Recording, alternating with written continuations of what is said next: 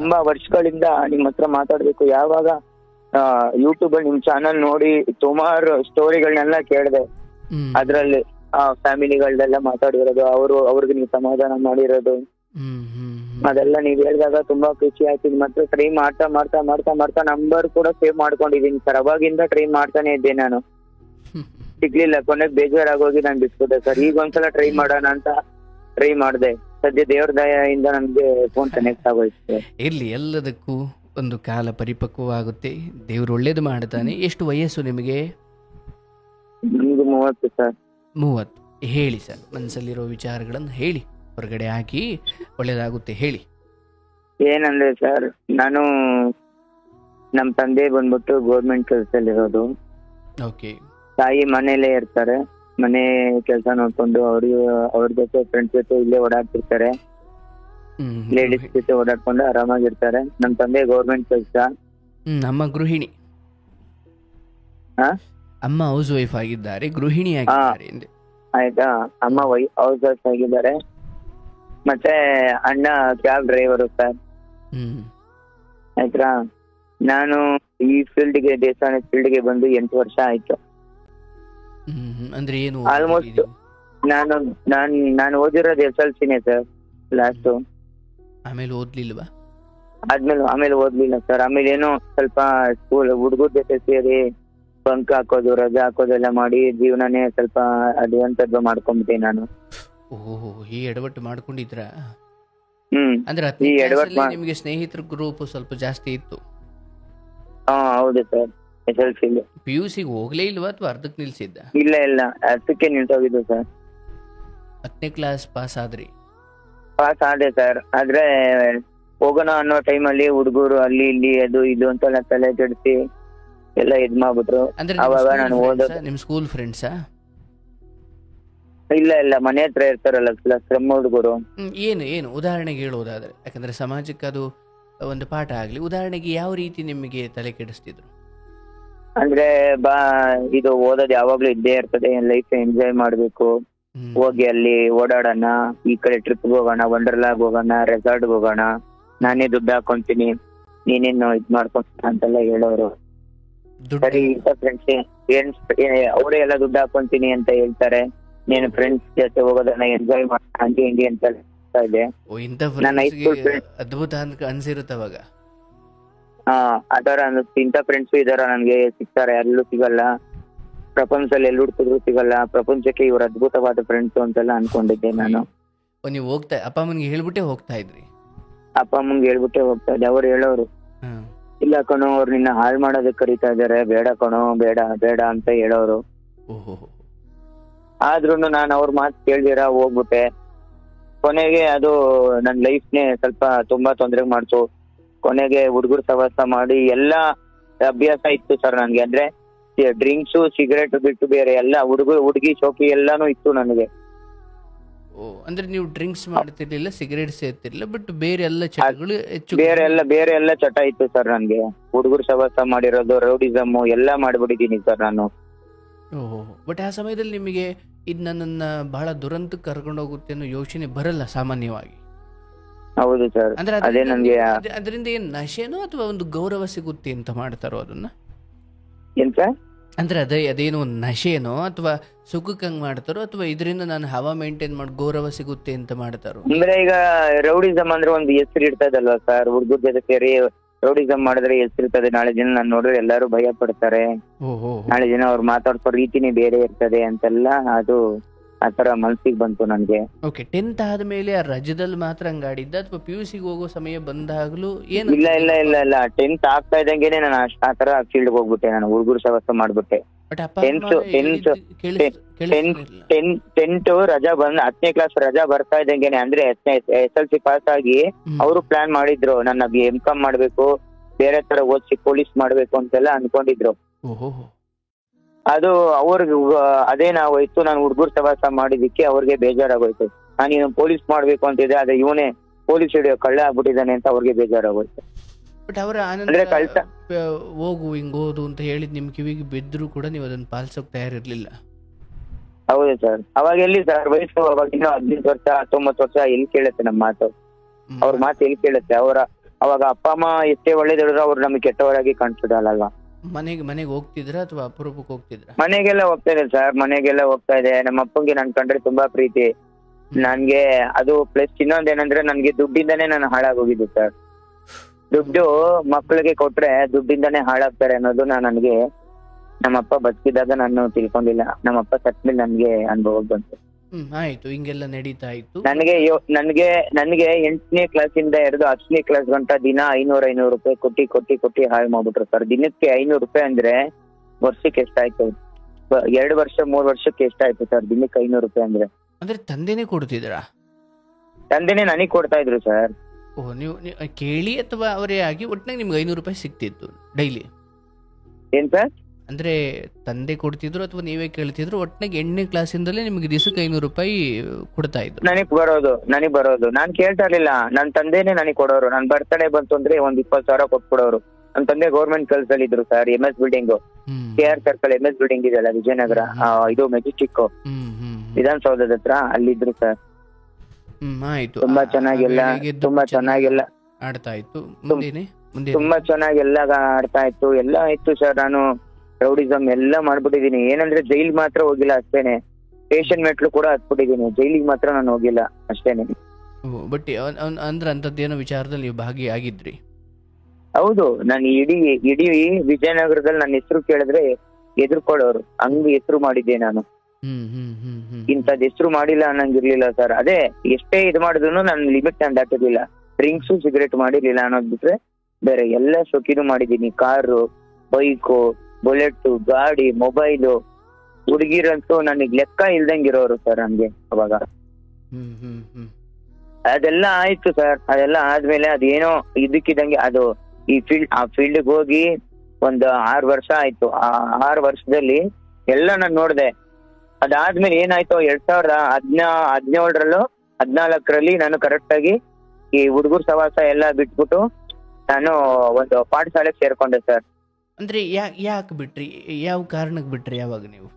ಅದೇನು ಅಂತ ನನಗೆ ಗೊತ್ತಿಲ್ಲ ಸರ್. ಅದ್ ಇದಕ್ಕಿದಂಗೆ ಮೈಂಡಿಗೆ ಬಂತು. ಇದೆಲ್ಲ ಲೈಫ್, ಎಷ್ಟ್ ದಿನ ಅಂತ ಹಿಂಗೆ ಇರೋದು, ಎಷ್ಟ್ ದಿನ ಅಂತ ಇವ್ರು ಸವಾಸ ಮಾಡ್ಕೊಂಡಿರೋದು. ನನಗೂ ಒಂದು ಲೈಫ್ ಇರುತ್ತೆ. ನಾಳೆ ದಿನ ನನಗೂ ಮದುವೆ ಆಗಿ ಹುಡುಗಿ ಬರ್ತಾಳೆ, ಅವಳನ್ನು ನಾನು ನೋಡ್ಕೊಬೇಕು. ನಾನ್ ನಮ್ಮ ಅಪ್ಪ ಅಮ್ಮನ ಸಾಕ್ಬೇಕು. ನನಗ್ ಜನ್ಮ ಕೊಟ್ಟಿದ್ದಾರೆ ಅವ್ರು. ನನ್ನನ್ನ ಮಗು ತರ ನೋಡ್ಕೊಂಡು ನನ್ನ ಎಷ್ಟು ಚೆನ್ನಾಗಿ ನೋಡ್ಕೊಂಡಿದ್ದಾರೆ. ಅವ್ರನ್ನ ನಾನ್ ನೋಡ್ಕೊಬೇಕು. ನಮ್ಮ ಅಣ್ಣ 11ನೇ ವಯಸ್ಸಿಂದಾನೇ ನಾನು ಇದಕ್ ಹೋಗ್ಬಿಟ್ಟೆ ಸರ್, ಇಲ್ಲಿಗೆ ಇದಕ್ಕೆ ಏನೋ ಪೇಪರ್ ಹಾಕಕ್ ಹೋಗ್ಬಿಟ್ಟ. 11ನೇ ವಯಸ್ಸಿಂದಾನೆ 11ನೇ ವಯಸ್ಸಿಗೆ ಹೋಗ್ಬಿಟ್ಟ ಅವನು. ಸೆಕೆಂಡ್ PUC ಎಲ್ಲ ಮಾಡಿದಾನೆ 11ನೇ ವಯಸ್ಸಿಂದಾನೆ. PUC ಅಂದ್ರೆ 11ನೇ ವಯಸ್ಸಿಗೆ ಅವನು ಕರೆಕ್ಟ್ ಆಗಿ 6ನೇ ಕ್ಲಾಸ್ 7ನೇ ಕ್ಲಾಸ್ ಎಲ್ಲಾನು ಇದ್ದ. ಅವಾಗಿಂದನೇ ಬೆಳಗ್ಗೆ ಎದ್ದು ಪೇಪರ್ ಹಾಕಕ್ ಹೋಗ್ಬಿಡ್ತಾ ಇದ್ದ. ಅವಾಗ ಪೇಪರ್ ಹಾಕ್ಬೇಕಾದ್ರೆ ಅವನಿಗೆ ತಿಂಗಳಿಗೆ 150 ರೂಪಾಯಿ ಸಂಬಳ ಕೊಡೋರು. ಅಂದ್ರೆ ಅವ್ರಿಗೆ ತೋರಿಸಿದ ಕಷ್ಟ ನಿಮ್ಗೆ ಯಾಕೆ ತೋರಿಸ್ಲಿಲ್ಲ? ಎಂತ ಅಂದ್ರೆ ಅಣ್ಣನಿಗೆ ಸ್ವಲ್ಪ ಕಷ್ಟ ತೋರಿಸಿದ್ರು ಮನೆಯಲ್ಲಿ, ನಿಮ್ಗೆ ಯಾಕೆ ತೋರಿಸ್ಲಿಲ್ಲ? ಅದೇ ಸರ್ ಹೇಳ್ತಾ ಇರೋದು. ನಾನು ನಮ್ಮಪ್ಪನ ಮುದ್ದಿನ ಮಗ. ಅದೇ ದುಡ್ಡೇ ಹಾಳು ಮಾಡಿದ್ ನನ್ನ. ಆ ದುಡ್ಡೇ ನನ್ನನ್ನು ಹಾಳು ಮಾಡಿದ್ದು. ಆ ದುಡ್ಡು ಅವತ್ತೇನಾದ್ರು ನಮ್ಮಪ್ಪ ನನಗೆ ದುಡ್ಡು ಕೊಡ್ದಿರ ಎದ್ದಿದ್ರೆ ಇಷ್ಟೊತ್ತಿಗಾಲೆ ನಾನು ಸ್ವಂತ ಮನೆ, ಸ್ವಂತ ಬಿಲ್ಡಿಂಗು, ಸ್ವಂತ ಬಿಸ್ನೆಸ್ ಎಲ್ಲ ಮಾಡ್ಕೊಂಡು ರಾಯಲ್ ಆಗಿರ್ತಾ ಇದ್ದೆ ಸರ್. ಆಯ್ತು, ಅದು ಬಿಡೋಣ, ಆಮೇಲೆ ಮಾತಾಡೋಣ. ಸೊ ಇಲ್ಲಿ ಇದ್ರ ಸವಾಸ ಬೇಡ ಅಂತ ಬಿಟ್ರಿ. ಆ ವೇಳೆ ತಂದೆ ಇದ್ರು ಸರ್. ಇನ್ನು ಇದ್ರು. ಆಯ್ತು, ಮುಂದೆ ಅದಾದ್ಮೇಲೆ ನಾನು ಇದ್ರಲ್ಲಿ ಹೋಗಿ ಸೇರ್ಕೊಂಡಿದ್ದೆ ಸರ್. ಇಲ್ಲಿ ರಾಜರಾಜೇಶ್ವರಿ ದೇವಸ್ಥಾನದಲ್ಲಿ ಸೇರ್ಕೊಂಡಿದ್ದೆ. ನಿಮ್ದು ವಂಶ ಪಾರಂಪರ್ಯವಾಗಿ ಬಂದ ವೃತ್ತಿನ ಅದು? ಹೌದೌದು, ರಾಜರಾಜೇಶ್ವರಿ ದೇವಸ್ಥಾನದಲ್ಲಿ ಸೇರ್ಕೊಂಡಿದ್ದೆ. ಅಲ್ಲೋಗಿ ಅಮ್ಮನವ್ರ ದೇವಸ್ಥಾನದಲ್ಲಿ 2 ವರ್ಷ ಇದ್ದೆ. 2 ವರ್ಷ ಇದ್ದೆ. ಆಮೇಲೆ ಏನಾಯ್ತು ಏನೋ ಗೊತ್ತಿಲ್ಲ, ಇದಕ್ಕಿದ್ದಂಗೆ ವಿಷ ಕುಡಿದು ಬಿಟ್ಟೆ ನಾನು. ಹೌದಾ? ಯಾಕೆ? ಅದೇ ನನಗೆ ಗೊತ್ತಿಲ್ಲ ಸರ್. ಇದಕ್ಕಿದ್ದಂಗೆ ನನಗೇನೋ ಮನ್ಸಿಗೆ ತುಂಬಾ ಬೇಜಾರಾಗೋಯ್ತು. ಯಾಕೆಂದ್ರೆ ತಂದೆ ತಾಯಿಗಳು ಬರ್ತಾ ಇರ್ಲಿಲ್ಲ ನನ್ನ ನೋಡೋಕೆ. ಮತ್ತೆ ಅಲ್ಲಿರೋ ಹುಡುಗರೆಲ್ಲ ನನ್ಗೆ ಅಡ್ಜಸ್ಟ್ ಆಗ್ತಾ ಇರ್ಲಿಲ್ಲ. ಪ್ಲಸ್ ಅಲ್ಲಿ ವಾತಾವರಣ ಸ್ವಲ್ಪ ಸರಿ ಇರ್ಲಿಲ್ಲ. ಅಂದ್ರೆ ದೇವಸ್ಥಾನ ಎಲ್ಲ ಚೆನ್ನಾಗಿತ್ತು, ಅಲ್ಲಿರೋ ಹುಡುಗರು ಸರಿ ಇರ್ಲಿಲ್ಲ. ಅಲ್ಲಿ ಹುಡುಗರು ತುಂಬಾ ಬೇರೆ ತರ ಎಲ್ಲ ಮಾತಾಡೋರು. ನಂಗೆ ಅದು ಇಷ್ಟ ಆಗ್ತಾ ಇರ್ಲಿಲ್ಲ. ನಾನೇ ರೌಡಿ ಅಂದ್ರೆ ನಾನೇ ರೌಡಿ ಅಂತಂದ್ರೆ ಅವರು ನನ್ಗಿಂತ ಡಬಲ್ ಆಗಿ ಬೇರೆ ಹುಡುಗಿರ ಬಗ್ಗೆ ಮಾತಾಡೋದು, ದುಡ್ಡು ಮಾಡೋದು. ಮಡಿಲಿದ್ದಾಗಲೇ ಅವರೇ ಮಾತಾಡೋರು ಸರ್. ಅಲ್ಲ ಹೆಂಗೆ ಅಂತಂದ್ರೆ ಇದ್ದಾಗಲೇ ದೇವ್ರ ಒಳಗಡೆನೆ ಮಾತಾಡೋರ? ಹೌದೌದು ಸರ್, ಹೌದು, ಗರ್ಭಗುಡಿಲೇ ಮಾತಾಡೋರು. ಪ್ಲಸ್ ಈಗ ಅಲ್ಲಿ ರಾಜಗೋಪುರದ ಹುಂಡಿ ಕಾಸೆಲ್ಲ ಎಣ್ಸೋದಕ್ಕೆ ಅಂತ ಒಂದ್ ದಿನ ಎಲ್ಲ ಬಿಟ್ಟಿರ್ತಾರೆ. ಒಂದಿನ ರಾಜಗೋಪುರದ ದುಡ್ಡೆಲ್ಲ ಇರ್ತದೆ, ಹುಂಡಿಗೆ ಹಾಕಿರೋ ಕಾಸೆಲ್ಲ ಲೆಕ್ಕ ಮಾಡಿ ಅಂತ. ಅಲ್ಲಿರೋರೆಲ್ಲ ಜೋಬಲ್ಲಿ, ಚಡ್ಡಿ ಜೋಬಲ್ಲಿ, ಬಾಯಲ್ಲಿ, ಮತ್ತೆ ಎಲ್ಲೆಲ್ಲೋ ಹೇಳ್ದಿರೋ ಜಾಗದಲ್ಲೆಲ್ಲ ಅಂಡರ್ವೇರ್ ಒಳಗಡೆ ಎಲ್ಲ ದುಡ್ಡು ಇಟ್ಕೊಂಡು ಹೋಗ್ತಾರೆ. ದುಡ್ಡನ್ನ ಲಕ್ಷ್ಮಿ ಅಂತಾರೆ, ಆಯ್ತಾ. ಅವ್ರನ್ನ ಕಳ್ಳ ಅಂದಿರ, ನಾನೇನು ₹1 ಕದ್ದಿಲ್ಲ ಸರ್. ನಾನು ಅಲ್ಲಿದ್ದಾಗ ನನ್ನ ಕಳ್ಳ ಅಂತ ಪತ್ತ ಕಟ್ಕೊಟ್ರು ಸರ್ ನನ್ಗೆ. ಬಟ್ ಆ ವೇಳೆಗೆ ನೀವು ಹಳೇ ಬುದ್ಧಿಗಳನ್ನೆಲ್ಲ ಬಿಟ್ಟಂತಿದ್ರಿ ಅಥವಾ ಬಿಟ್ಟಿದ್ರಿ? ಬಿಟ್ಟಿದ್ರಾ ಏನ ಹಳೆ ಬುದ್ಧಿ ಅಥವಾ? ಹೌದು ಸರ್, ಅದಲ್ಲ ನಾನ್ ರಾಜರಾಜೇಶ್ವರಿ ದೇವಸ್ಥಾನಕ್ಕೆ ಹೋದ ತಕ್ಷಣ ಆ ಬುದ್ಧಿನೆಲ್ಲ ಬಿಟ್ಬಿಟ್ಟೆ ಸರ್. ನಾನ್ ಕಳ್ತನ ಏನು ಮಾಡಿಲ್ಲ, ಹುಡುಗರ ಜೊತೆ ಪ್ರವಾಸ ಮಾಡಿದೀನಿ ಅಷ್ಟೇನೆ. ಹುಡುಗಿ ಶೋಕಿ ಮಾಡಿದೀನಿ, ಮೊಬೈಲ್ ಶೋಕಿ ಮಾಡಿದೀನಿ, ಗಾಡಿ ಶೋಕಿ ಮಾಡಿದೀನಿ. ಅದ್ ಬಿಟ್ರೆ ಕಳ್ತನ ಒಬ್ರಿಗೆ ಹೊಡೆದು ಡ್ರೋಡಿಸಮ್ ಆಗ್ಬಿಟ್ಟು ನಾನು ಒಬ್ರಿಗೆ ಹೊಡೆದಾಗ್ಲಿ, ಗೊತ್ತಾಗ್ದಂಗೆ ಹೋಗ್ಬಿಟ್ಟು ಅವ್ರಿಗೆ ಮೊಬೈಲ್ ಕಿತ್ಕೊಳ್ಳೋದಾಗ್ಲಿ, ಕಳ್ತನ ಆಗ್ಲಿ ನಾನು ಮಾಡಿಲ್ಲ. ನಾನು ಹುಡುಗರು ಸವಸ ಮಾಡಿರೋದು ಇಷ್ಟೇನೆ. ಹುಡುಗರು ಸವಸ ಓಡಾಡಿ ಜಗಳ ಮಾಡೋದು, ಹೊಡಿಯೋದು, ನೋಡಿಯೋದು ಅಷ್ಟು ಮಾಡಿದೀನಿ. ಬಿಟ್ರೆ ಕಳ್ತನದ ಮಟ್ಟಕ್ಕೆ ನಾನು ಹೋಗಿಲ್ಲ. ಅದು ಬಂದಾಗ ಇಲ್ಲಿ ಸಿಕ್ಕಿದವ್ರು ಇದಕ್ಕಿಂತ ಜಾಸ್ತಿ ದುಷ್ಟರಾಗಿದ್ರು ಅನ್ನೋದು ನಿಮ್ ವಿಚಾರ? ಹೌದು ಸರ್. ದುಡ್ಡೆಲ್ಲ ಕದೀತಾ ಇದ್ರು, ಅವರೆಲ್ಲ ಕದೀತಾ ಇದ್ರು. ಆದ್ರೆ ಕಳ್ತನ ಎಲ್ಲ ನನ್ ಮೇಲೆ ಬರೋದು ಸರ್. ಅಂದ್ರೆ ಅವರೇ ಪ್ಲಾನ್ ಮಾಡಿ ಆಗ್ತಿದ್ದ ಅಥವಾ ಅದೇನ? ಅವ್ರೇನ್ ಪ್ಲಾನ್ ಮಾಡಿ ನನ್ ಮೇಲೆ ಆಗ್ತಾ ಇದ್ರು, ಅವರೇ ಪ್ಲಾನ್ ಮಾಡಿ ನನ್ ಮೇಲೆ ಆಗ್ತಾ ಇದ್ರು. ನಾನು ₹1 ಮುಟ್ದವನಲ್ಲ ಸರ್. ನಾನು ಒಂದ್ಸಲ ಚಿನ್ನದ ಉಂಗ್ರ ಸಿಕ್ಕಿದೆ. ಆ ಚಿನ್ನದ ಉಂಗ್ರನು, ಅದು ಚಿನ್ನದ ಉಂಗ್ರ ಅಂತಾನು ನನಗೆ ಗೊತ್ತಿಲ್ಲ. ನನಗೆ ಅದು ಉಂಡಿ ಕಾಸು ಎಣಿಸ್ಬೇಕಾದ್ರೆ ಚಿನ್ನದ ಉಂಗ್ರ ಸಿಕ್ಕಿದೆ ನನಗೆ. ಅದು ಚಿನ್ನದ ಉಂಗ್ರ ಅಂತಾನು ನನಗೆ ಗೊತ್ತಿಲ್ಲ. ನಾನೇನ್ ಮಾಡ್ದೆ, ಮತ್ತೆ ತಗೊಂಡೋಗಿ ಅದನ್ನ ಉಂಡಿಲೇ ಹಾಕ್ಬಿಟ್ಟೆ. ಆಮೇಲೆ ಅಲ್ಲಿರೋ ಹುಡುಗರು, ಸರ್ ಅವನು ವಿನಯ್ ಉಂಗ್ರ ತಗೊಂಡೋಗಿ ಅವ್ನ್ ಮನೆ ಕೊಟ್ಟು ಕಳಿಸ್ತಾ ಇದ್ದಾನೆ ಸರ್, ದುಡ್ಡೆಲ್ಲ ಮನೆ ಕೊಟ್ಟು ಕಳಿಸ್ತಾ ಇದ್ದಾನೆ, ಉಂಡಿ ಕಾಸಲ್ಲೆಲ್ಲ ದುಡ್ಡು ಹೊಡಿತಾ ಇದ್ದಾನೆ ಅಂತೆಲ್ಲ ಹೇಳಿದ್ರು. ಕೆಂಡದ ಮೇಲೆ ನಡ್ಸಿದ್ರು. ನೀನ್ ಎತ್ಕೊಂಡಿಲ್ಲ ತಾನೇ, ಕೆಂಡದ ಮೇಲೆ ನಡ್ಸಿ ಅಂತಂದ್ರು. ಕೆಂಡ ಇಟ್ಬಿಟ್ಟು ಕೆಂಡದ ಮೇಲೆಲ್ಲ ನಡ್ಸಿ ನಾನು ಅದೆಲ್ಲ ಮಾಡಿದೀನಿ ಸರ್ ನಾನು. ಆಮೇಲೆ ಅವ್ರಿಗೆ ಒಂದ್ಸಲ ಪ್ರೂವ್ ಆಯ್ತು ಏನಂತ, ನಾನು ಎತ್ಕೊಂಡಿಲ್ಲ ಅಂತ. ಅವ್ರಿಗೆ ಹೇಗ್ ಗೊತ್ತಾಯ್ತಾ ಏನೋ ಗೊತ್ತಿಲ್ಲ. ಆಮೇಲೆ ಸರಿ ನೀನ್ ಯಾವ ಉಂಡಿಲ್ ಹಾಕಿದ್ಯಾ ಅಂದ್ರು. ನಾನು ಈಶ್ವರನ ಉಂಡಿಲ್ ಹಾಕಿದೀನಿ, ಅಲ್ಲಿ ಗಣಪತಿ ಪಕ್ಕದಲ್ಲಿ ಇದೆಯಲ್ಲ ಅಲ್ಲೇ ಹಾಕಿದೀನಿ, ನೋಡೋಗಿ ಅಂತಂದೆ. ಆಮೇಲೆ ಅಲ್ಲೋಗಿ ನೋಡಿದ್ರು, ಉಂಡಿಲ್ ಕಾಸು ಸಿಕ್ತು. ಆಮೇಲೆ ಅವರು ಸ್ವಾಮೀಜಿ ಅಂದ್ರೆ ರಾಜೇಶ್ವರಿ ಸ್ವಾಮೀಜಿ ಅವರು ನೋಡ್ಬಿಟ್ಟು ಹೇಳಿದ್ರು, ನೀನ್ ಕದ್ದಿಲ್ಲ, ನಂದೇ ತಪ್ಪಾಗಿದೆ, ಗೊತ್ತಿಲ್ದರ ಮಾತಾಡಿದೀನಿ ಬಿಡು ಅಂತೇಳಿ ಅಂದ್ರು. ಸರಿ ಆಯ್ತು ಅಂದ್ಬಿಟ್ಟು ಸುಮ್ನಾದೆ ಸರ್. ಅದಾದ್ಮೇಲೆ ಏನಾಯ್ತು ಮನ್ಸಿಗೆ ಗೊತ್ತಿಲ್ಲ, ಅವಾಗ್ಲೇ ನಾನು ವಿಷ ಕುಡ್ದಿದ್ದು. ಆಮೇಲೆ ಅವ್ರಿಗೂ ಬೇಜಾರಾಗೋಯ್ತು. ವಿಷ ಕುಡ್ದು 3 ತಿಂಗಳು ಕೋಮಾ ಚಾರ್ಜ್ ಅಲ್ಲಿ ಇದೆ ನಾನು. ವಿಷ ಕುಡ್ದು 3 ತಿಂಗಳು ಕೋಮಾ ಚಾರ್ಜ್ ಅಲ್ಲಿ ಇದೆ. ಡಾಕ್ಟ್ರು ಅವ್ನಿನ್ನು ಉಳಿಯೋದಿಲ್ಲ, ಕೊನೆ ಸಾರಿ ಯಾರಾದ್ರೂ ಇದ್ರೆ ಅವ್ರ ಮನೆಯವ್ರನ್ನ ಎಲ್ಲಾರು ಕರ್ಸ್ಬಿಡಿ, ಆಲ್ರೆಡಿ ಅರ್ಧ ಜೀವ ಹೋಗಿದೆ, ಇನ್ನ 1 hour ಮಿನಿಮಮ್ ಅಷ್ಟೇ ಅವ್ನು ಉಸಿರಾಡೋದು ಅಂತ ಹೇಳಿದ್ರಂತೆ ಡಾಕ್ಟ್ರು. ನೀವ್ ನಂಬಲ್ಲ ಸರ್, ನಾನು ಈ ಸತ್ತಾಗ ಮೇಲೆ ಆತ್ಮ ಹೇಗೆ ಕೊರಗುತ್ತೆ, ಮೇಲೆ ಏನು ನರಕ ಇರುತ್ತೆ ಅನ್ನೋದನ್ನ ನನ್ ಕಣ್ಣಾರ ನನ್ನ ಆತ್ಮ ಹೋಗಿ ನಾನು ನೋಡ್ಕೊಂಡ್ಬಂದು ನನಗೆ ತೋರಿಸಿದೆ.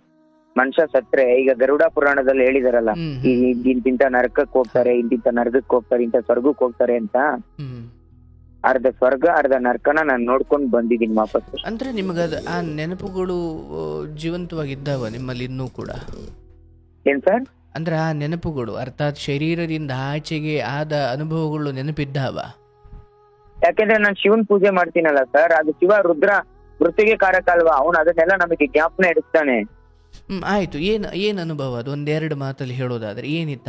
ಹೆಂಗೆ ಅಂತಂದ್ರೆ, ನಮ್ಮ ಆತ್ಮ ಹೋಗಾದ್ಮೇಲೆ ಮೊದ್ಲು ಅಂದ್ರೆ ನೀವು ದೇಹ ಬಿಡ್ತಿರೋದು ನಿಮಗೆ ಅರಿವಿಗೆ ಬರ್ತಿತ್ತ ಅದು? ಹೌದು. ನನ್ನ ಆತ್ಮ ಮೇಲಿಂದ ನನ್ನ ದೇಹನ ನೋಡ್ತಾ ಇದೆಯಲ್ಲ, ನಮ್ಮ ಮನೆಯವರೆಲ್ಲ ಬಂದು ಕೊರಗ್ತಾ ಇದಾರೆ, ಅಳ್ತಾ ಇದಾರೆ. ನನ್ ಮಗ ಸತ್ತೋಗಿದ್ದಾನೆ, ನಮ್ಮಪ್ಪ ಬಂದ್ ಗೊಳು ಅಂತ ನನ್ ಬಾಡಿ ಮುಂದೆ ಅಳ್ತಾ ಇದ್ದಾರೆ.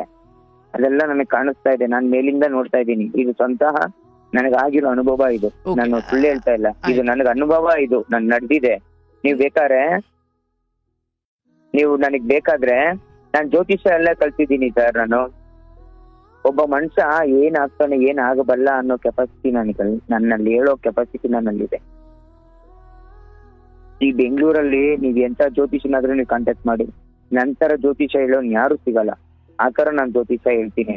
ಆದ್ರೆ ಆ ದೇವ್ರು ನನಗೆಲ್ಲಾ ಕೊಟ್ಟಿದ್ದಾನೆ, ಆದ್ರೆ ಸ್ವಂತ ಮನೆ ಕೊಟ್ಟಿಲ್ಲ. ನಾನು ಅಲ್ಲಿಗೆ ಬರ್ತೀನಿ. ಇನ್ನೊಂಚೂರು ನನಗೆ ಎಕ್ಸ್ಪ್ಲೇನ್ ಮಾಡಿ, ಆ ಅನುಭವ ಇದೆಯಲ್ಲ, ಸೊ ಓಕೆ ನಿಮಗಲ್ಲಿ ನಿಮ್ಮ ದೇಹ ಅಥವಾ ದೇಹದ ಸುತ್ತ ಇರೋರು ಕಾಣ್ತಿದ್ರು, ಅದರಿಂದ ಆಚೆಗೆ ಇನ್ನೇನಾದರೂ ನೆನಪಿದೆಯಾ ನಿಮಗೆ? ಏನ್ ಸರ್? ಅಂದರೆ ನೀವು ಸಾವಿನ ಮನೆಯನ್ನ ನೋಡಿ ಬಂದ್ರಲ್ವಾ? ಹೌದು.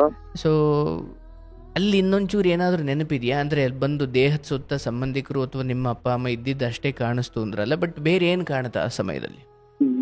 ಮೇಲೆ ನರ್ಕ ನೋಡಿದೀನಿ ಸರ್ ನಾನು. ಮೇಲೆ ಯಮದೂತರು ಬರ್ತಾರೆ ಇಬ್ರು, ಕಪ್ಪು ಕಲರ್ ಅಲ್ಲಿ ಬರ್ತಾರೆ. ನಿನ್ನ ಆಯುಷ್ ಇನ್ನೂ ಇದ್ದು ನೀನು ಆತ್ಮಹತ್ಯೆ ಮಾಡ್ಕೊತೀಯಾ, ಇದಕ್ಕೆ ನೀನು ನರ್ಕಕ್ಕೆ ಹೋಗ್ಬೇಕು, ಆಮೇಲೆ ಸ್ವರ್ಗಕ್ಕೆ ಕರ್ಕೊಂಡು ಹೋಗ್ತೀನಿ. ಯಾಕೆ ಹಿಂಗ್ ಮಾಡ್ಕೊಂಡೆ ನೀನು? ನಿನ್ನ ಆಯುಷ್ ಇನ್ನೂ ಇದ್ದು ನೀನ್ ಯಾಕೆ ಮಾಡ್ಕೊಂಡೆ?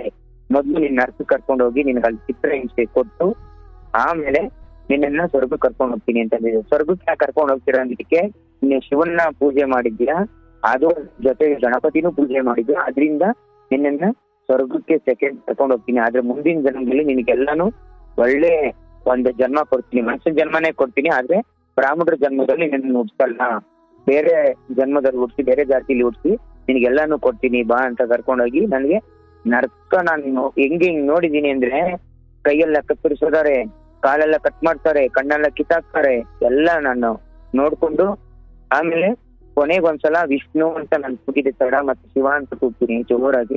ಆ ಶಿವ ಪ್ರತ್ಯಕ್ಷ ಆದ ತಕ್ಷಣ ಅವರಿಬ್ರು ಯಮದೂತರು ಮಾಯ ಆಗ್ಬಿಡ್ತಾರೆ, ಮತ್ತೆ ನನ್ನ ಭೂಮಿಗೆ ಆತ್ಮ ವಾಪಸ್ ಬಂದ್ಬಿಡುತ್ತೆ. ಇಲ್ಲ, ಅಲ್ಲಿ ದೇಹನೇ ಬಿಟ್ಟು ಹೋದ್ಮೇಲೆ ಅಲ್ಲೇನ್ ಕೈ ಕತ್ತರಿಸಿದ್ರು ಅವರು? ಅಂದ್ರೆ ಆತ್ಮ ಇರುತ್ತಲ್ಲ ಸರ್, ಆತ್ಮದ್ದು ದೇಹಕ್ಕಷ್ಟೇ ಸಾವು, ಆತ್ಮಕ್ಕೆ ಸಾವಿಲ್ಲ. ಆತ್ಮ ಮೇಲ್ ಹೋಗುತ್ತಲ್ಲ, ಆತ್ಮ ಮೇಲ್ ಹೋದ್ಮೇಲೆ ನಿನಗೆ ಇನ್ನೊಂದ್ ಜನ್ಮ ಕೊಡ್ಬೇಕು ಅಂದಾಗ ಅದು ಮತ್ತೆ ಭೂಮಿಗೆ ಬೇರೆ ಜನ್ಮ ಕೊಡುತ್ತೆ ನಮ್ಗೆ. ಅಲ್ಲ ಅದೆಲ್ಲ ಗೊತ್ತು, ಆಯ್ತು, ಅದೆಲ್ಲ ಗೊತ್ತು, ಅದು ಅಧ್ಯಾತ್ಮ, ಅದು ಬೇರೆ ಕತೆ. ನಾನು ಸುಮ್ಮನೆ ನಿಮಗೆ ಅಥವಾ ನನಗೆ ಗೊತ್ತು ನಿಮಗೆ ಗೊತ್ತಿಲ್ಲ ಅದನ್ನ ಕೇಳ್ತಾ ಇಲ್ಲ. ಅಲ್ಲಿ ಕೈಯೆಲ್ಲ ಕತ್ತರಿಸಿದ್ರು ಅನ್ನೋದಾದ್ರೆ, ಇಲ್ಲಿ ಇರೋ ದೇಹ ಬಿಟ್ಟು ಹೋಗಿರ್ತೀರಿ, ಆ ಚೈತನ್ಯ ಅದು ಮುಂದುವರಿಯುತ್ತೆ, ಅದು ಬೇರೆ ಕತೆ, ಆತ್ಮ ಮುಂದುವರಿಯುತ್ತೆ. ಅಲ್ಲಿ ನರಕದಲ್ಲಿ ಕೈ ಕತ್ತರಿಸಿದ್ರು ಅನ್ನೋದಾದ್ರೆ ಅಲ್ಲೊಂದು ದೇಹ ಹೆಂಗ್ ಬಂತು ಅಂದೆ. ಅಂದ್ರೆ ಅಲ್ಲಿ ನಮ್ಮ ದೇಹನೇ ಕಟ್ ಮಾಡ್ತಾರೆ ಸರ್ ಅವರು, ಮತ್ತೆ ಅಲ್ಲಿ ಮೇಲೆ ಆತ್ಮ ಇರುತ್ತಲ್ಲ, ನಮ್ ದೇಹ ಈಗ ಯಾವ್ಯಾವ ಒಂದು ಜಾಗದಲ್ಲಿ ಹೋಗ್ಬೇಕಾದ್ರೆ ಕೈ ಕಾಣುತ್ತೆ, ತಲೆ ಕಾಣುತ್ತೆ, ಮುಖ ಕಾಣಲ್ಲ, ಕಾಲ್ ಕಾಣಲ್ಲ ಅಂತಾರೆ. ನೀವು ನೋಡಿರ್ತೀರಾ, ಈಗ ಹಳ್ಳಿ ಕಡೆ ಹೋದ್ರೆ ನೀವ್ ಬೇಕಾದ್ರೆ ನೀವು ಈ ನದಿ ಕಡೆ ಹೋಗಿ, ನೀವು ಈ ಹಳ್ಳಿಲಿ ನದಿ ಇರ್ತದೆ, ಅಲ್ಲಿ ನೀವು ಮೈ ಮೇಲೆ ಒಂದೇ ಒಂದು ಉಡ್ದಾರನು ಇಲ್ದಿರೋ ಕೂತ್ಕೊಂಡು ನೀವು ಜಪ ಮಾಡಿ, ಶಿವ ಶಿವ ಶಿವ ಮುನೇಶ್ವರ, ಶಿವ ಅಥವಾ ಮುನೇಶ್ವರನ ನೀವು ಜಪ ಮಾಡಿ, 1,00,000 ಅಥವಾ 1,000 ಜಪ ಮಾಡಿ, ಆ ಮುಂದ್ಗಡೆ ನಿಮ್ಗೆ ಆ ಆತ್ಮ ಬರುತ್ತೆ. ಯಾರ್ಯಾರ ಆ ಊರಲ್ಲಿ ಆತ್ಮ ನಿಮ್ ಮುಂದೆ ಬರುತ್ತೆ. ಅಂದ್ರೆ ಕೈ ಇಲ್ದವ್ರು, ಕಾಲಿಲ್ದವ್ರು, ತಲೆ ಇಲ್ದವ್ರು, ಅಥವಾ ಅಲ್ಲೇನೇನ್ ನರಕದಕ್ಕೆ ಹೋಗಿ ಕಟ್ ಮಾಡಿಸ್ಕೊಂಡಿದ್ದಾರೆ ಅವ್ ಬಿಟ್ಟು ಬೇರೆ ಎಲ್ಲ ಪಾರ್ಟ್ ಇರ್ತವೆ ಅಂತ. ಹೌದು ಹೌದು, ಓಕೆ ಆಯ್ತು, ಅದೆಲ್ಲ ಬರುತ್ತದೆ. ಸರಿ ಆಯ್ತು, ಅದನ್ನ ಆಮೇಲೆ ಹೇಳ್ತೀನಿ. ಈಗ ಅಷ್ಟು ಅನುಭವ ಆಯ್ತು, ಆ ನಂತರ ಸ್ವರ್ಗಕ್ಕೆ ಹೋದ್ರ? ಹೌದಾ, ಆನಂತರ ಸ್ವರ್ಗಕ್ಕೆ ಹೋದ್ರ ಅಂದೆ? ಸ್ವರ್ಗಕ್ಕೆ ಹೋಗ್ಲಿಲ್ಲ, ಅದೇ ಹೇಳ್ತಾ ಇದೀನಲ್ಲ, ನಾನ್ ಶಿವ ಮತ್ತೆ ವಿಷ್ಣು ಅಂತ ಕೂಗಿದ ತಕ್ಷಣ ಎದುರುಗಡೆ ಶಿವ ಬಂದ, ಪಕ್ಕದಲ್ಲಿ ವಿಷ್ಣು ಬಂದ ಇವ್ನ ಗೊತ್ತಿಲ್ದರೆ ಏನೋ ತಪ್ಪು ಮಾಡಿದಾನೆ, ಇವನು ನನ್ನ ಭಕ್ತ, ಇವ್ನಿಗೆ ಆ ತರ ಶಿಕ್ಷೆ ಕೊಡ್ಬೇಡ ಅಂತ ಹೇಳಿ ನನ್ನನ್ನ ಮತ್ತೆ ಭೂಮಿಗೆ ಆತ್ಮ ವಾಪಸ್ ಬಂತು. ಆಮೇಲೆ ನಾನ್ ಕಣ್ಬಿಟ್ಟು ನೋಡಿದ್ರೆ ಎದುರುಗಡೆ ಎಲ್ಲ ನಮ್ ತಂದೆ ತಾಯಿ ಎಲ್ಲ ಇದಾರೆ. ಆಮೇಲೆ ಅವ್ರು ಡಾಕ್ಟರ್ ಏನ್ ಹೇಳ್ತಾ ಇದಾರೆ, ಅಲ್ಲಮ್ಮ ಇವನು ಜೀವನೇ ಹೊಂಟೋಗಿತ್ತು, ಅಲ್ಲಿ ಮೀಟರ್ ಇರ್ತದಲ್ಲ, ಅದೇನು ಇದಾಕಿರ್ತಾರಲ್ಲ ವೆಂಟಿಲೇಟರ್, ಆ ವೆಂಟಿಲೇಟರ್ ಅಲ್ಲಿ ಅದು ತೋರಿಸ್ತಾ ಇಲ್ವಂತೆ, ಏನೋ ಜೀವ ಹೊಂಟೋಗಿದೆ ಅಂತ ತೋರಿಸ್ತಾ ಇದೆಯಂತೆ ನನ್ನ ಆತ್ಮ ಮೇಲಕ್ಕೆ ಹೋದ್ಮೇಲೆ. ಆದ್ರೆ ಅವ್ರು ಏನ್ ಸರ್, ವೇವ್ಸ್ ತೋರಿಸ್ತಾ ಇಲ್ಲ, ಜೀವಂತವಾಗಿ ಅದು ಡ್ಯಾಶ್ ಡ್ಯಾಶ್ ಅಂತ ಫುಲ್ ಡ್ಯಾಶ್ ಬರ್ತಾ ಇದೆ. ಆದ್ರೆ ಇದ್ದಕ್ಕಿದ್ದಂಗೆ ಜೀವ ಬಂದಿರೋದನ್ನ ಅವ್ರಿಗೆ ತೋರಿಸ್ಬಿಡ್ತಂತೆ ಡಾಕ್ಟರ್ಗೆ. ನನಗೆ ಆಶ್ಚರ್ಯ ಆಗ್ತಾ ಇದೆ, ಇವನ್ ಜೀವನೇ ಇಲ್ಲ, ಆಲ್ರೆಡಿ ಅರ್ಧ ಜೀವ ಹೋಗಿ ಉಸಿರು ನಿಂತೋಗಿದೆ, ಆದ್ರೆ ಅದ್ ಹೆಂಗ್ ವಾಪಸ್ ಇವನ್ಗೆ ಬದುಕುದ ಅಂತ ನನಗೆ ಆಶ್ಚರ್ಯ ಆಗ್ತಾ ಇದೆ ಅಂತ ಡಾಕ್ಟರ್ಗಳು ಹೇಳ್ತಾ ಇದ್ದಾರೆ.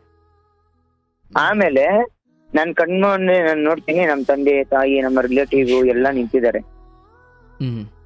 ಆಮೇಲೆ ನಾನು ಹೇಳ್ದೆ, ನನಗೆ ಈ ತರ ನರ್ಕದಲ್ಲಿ ಈ ತರ ಕರ್ಕೊಂಡು ಹೋಗಿದ್ರು ಯಮದೂತರು, ಈ ತರ ಎಲ್ಲ ಆಗಿದೆ, ಹಿಂಗೆಲ್ಲ ಆಗಿದೆ ಅಂದ್ರೆ ಸರ್, ಅದು ಏನ್ ಗೊತ್ತಾ, ಈ ಬ್ರಾಹ್ಮಣರಿಗೆ ಅದು ದೇವ್ರು ಸಾವು ಹತ್ತಿರದಲ್ಲಿ ಇದ್ದಾಗ ಅಥವಾ ನಮ್ಗೇನಾದ್ರು ಒಳ್ಳೇದಾಗುತ್ತೆ ಅಂದ್ರೆ ಕನ್ಸಲ್ಲಿ ತೋರಿಸ್ತಾನೆ. ಬ್ರಾಹ್ಮಣರಿಗೆ ಮಾತ್ರನಾ? ಬ್ರಾಹ್ಮಣರಿಗೆ ಮಾತ್ರ.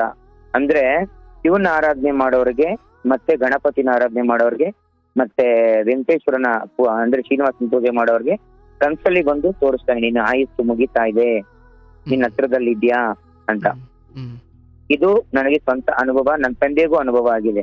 ಹೇಗೆ ಅಂತಂದ್ರೆ ನನ್ನ ತಂದೆ 2023 ತೀರೋದ್ರು. ನನ್ನ ತಂದೆ ತೀರೋಬೇಕಾದ್ರೆ ನನ್ನ ತಂದೆ ಕನ್ಸಲ್ಲಿ ಹೇಳೋರು, ವಿನಯ್ ಏನೋ ಗೊತ್ತಿಲ್ಲ ಕಣೋ, ಯಾರೋ ಇಬ್ರು ಕಪ್ಪು ಕಲರ್ ಇರೋರು ನನ್ನ ಹತ್ರ ಬಂದ್ಬಿಟ್ಟು ಹಗ್ಗ ಹಾಕಿ ನನ್ನ ಕುತ್ತಿಗೆ ಕೆಲಿ ಕಣೋ, ನಾನು ಹೋಗಕ್ ಆಗ್ತಾ ಇಲ್ಲ, ನನ್ಗೆ ಬೇಡ ನಾನು ಬರಲ್ಲ ಅಂದ್ರು ಗೊತ್ತಾ ಇಲ್ಲ ಕಣೋ ಅಂತಂದ್ರು.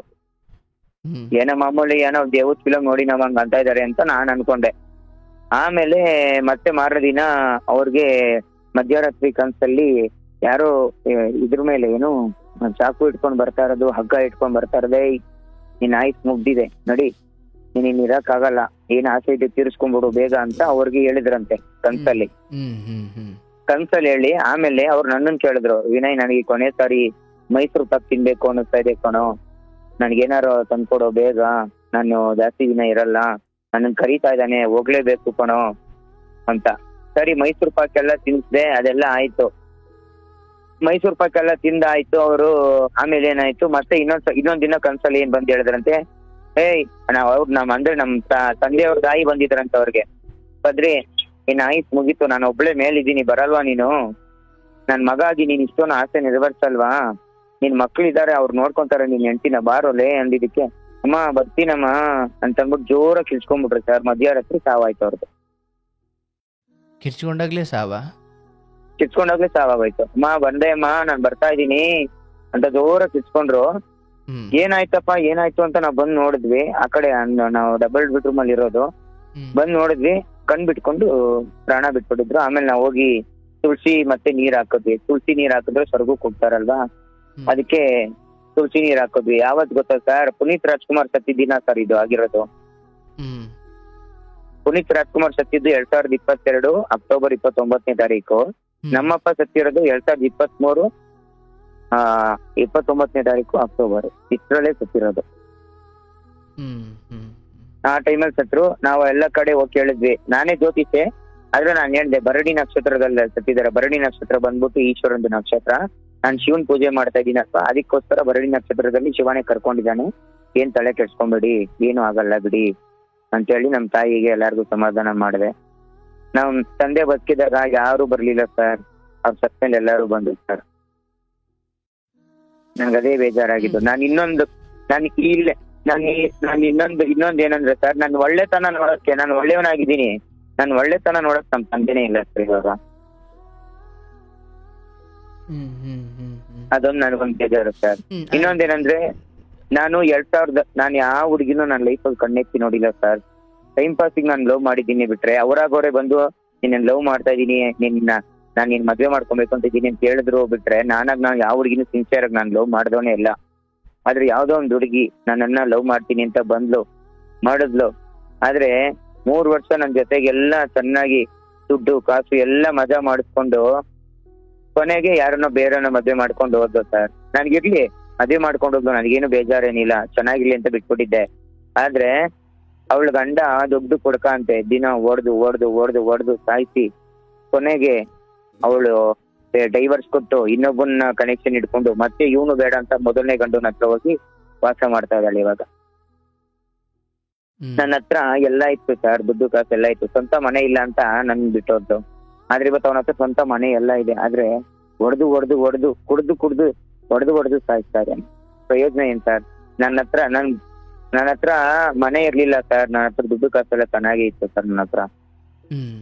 ನಮ್ಮಪ್ಪ ಅಂತೂ ನನಗೆ ಏನ್ ಹೇಳೋದು ಗೊತ್ತಾನೆ, ಮದ್ವೆ ಆದ್ರೆ ಅವಳನ್ನೇ ಆಗ್ಬೇಕು ನೀನು, ನಿನ್ಗೇನ್ ಬೇಕು ನಾನ್ ಸಪೋರ್ಟ್ ಮಾಡ್ತೀನಿ.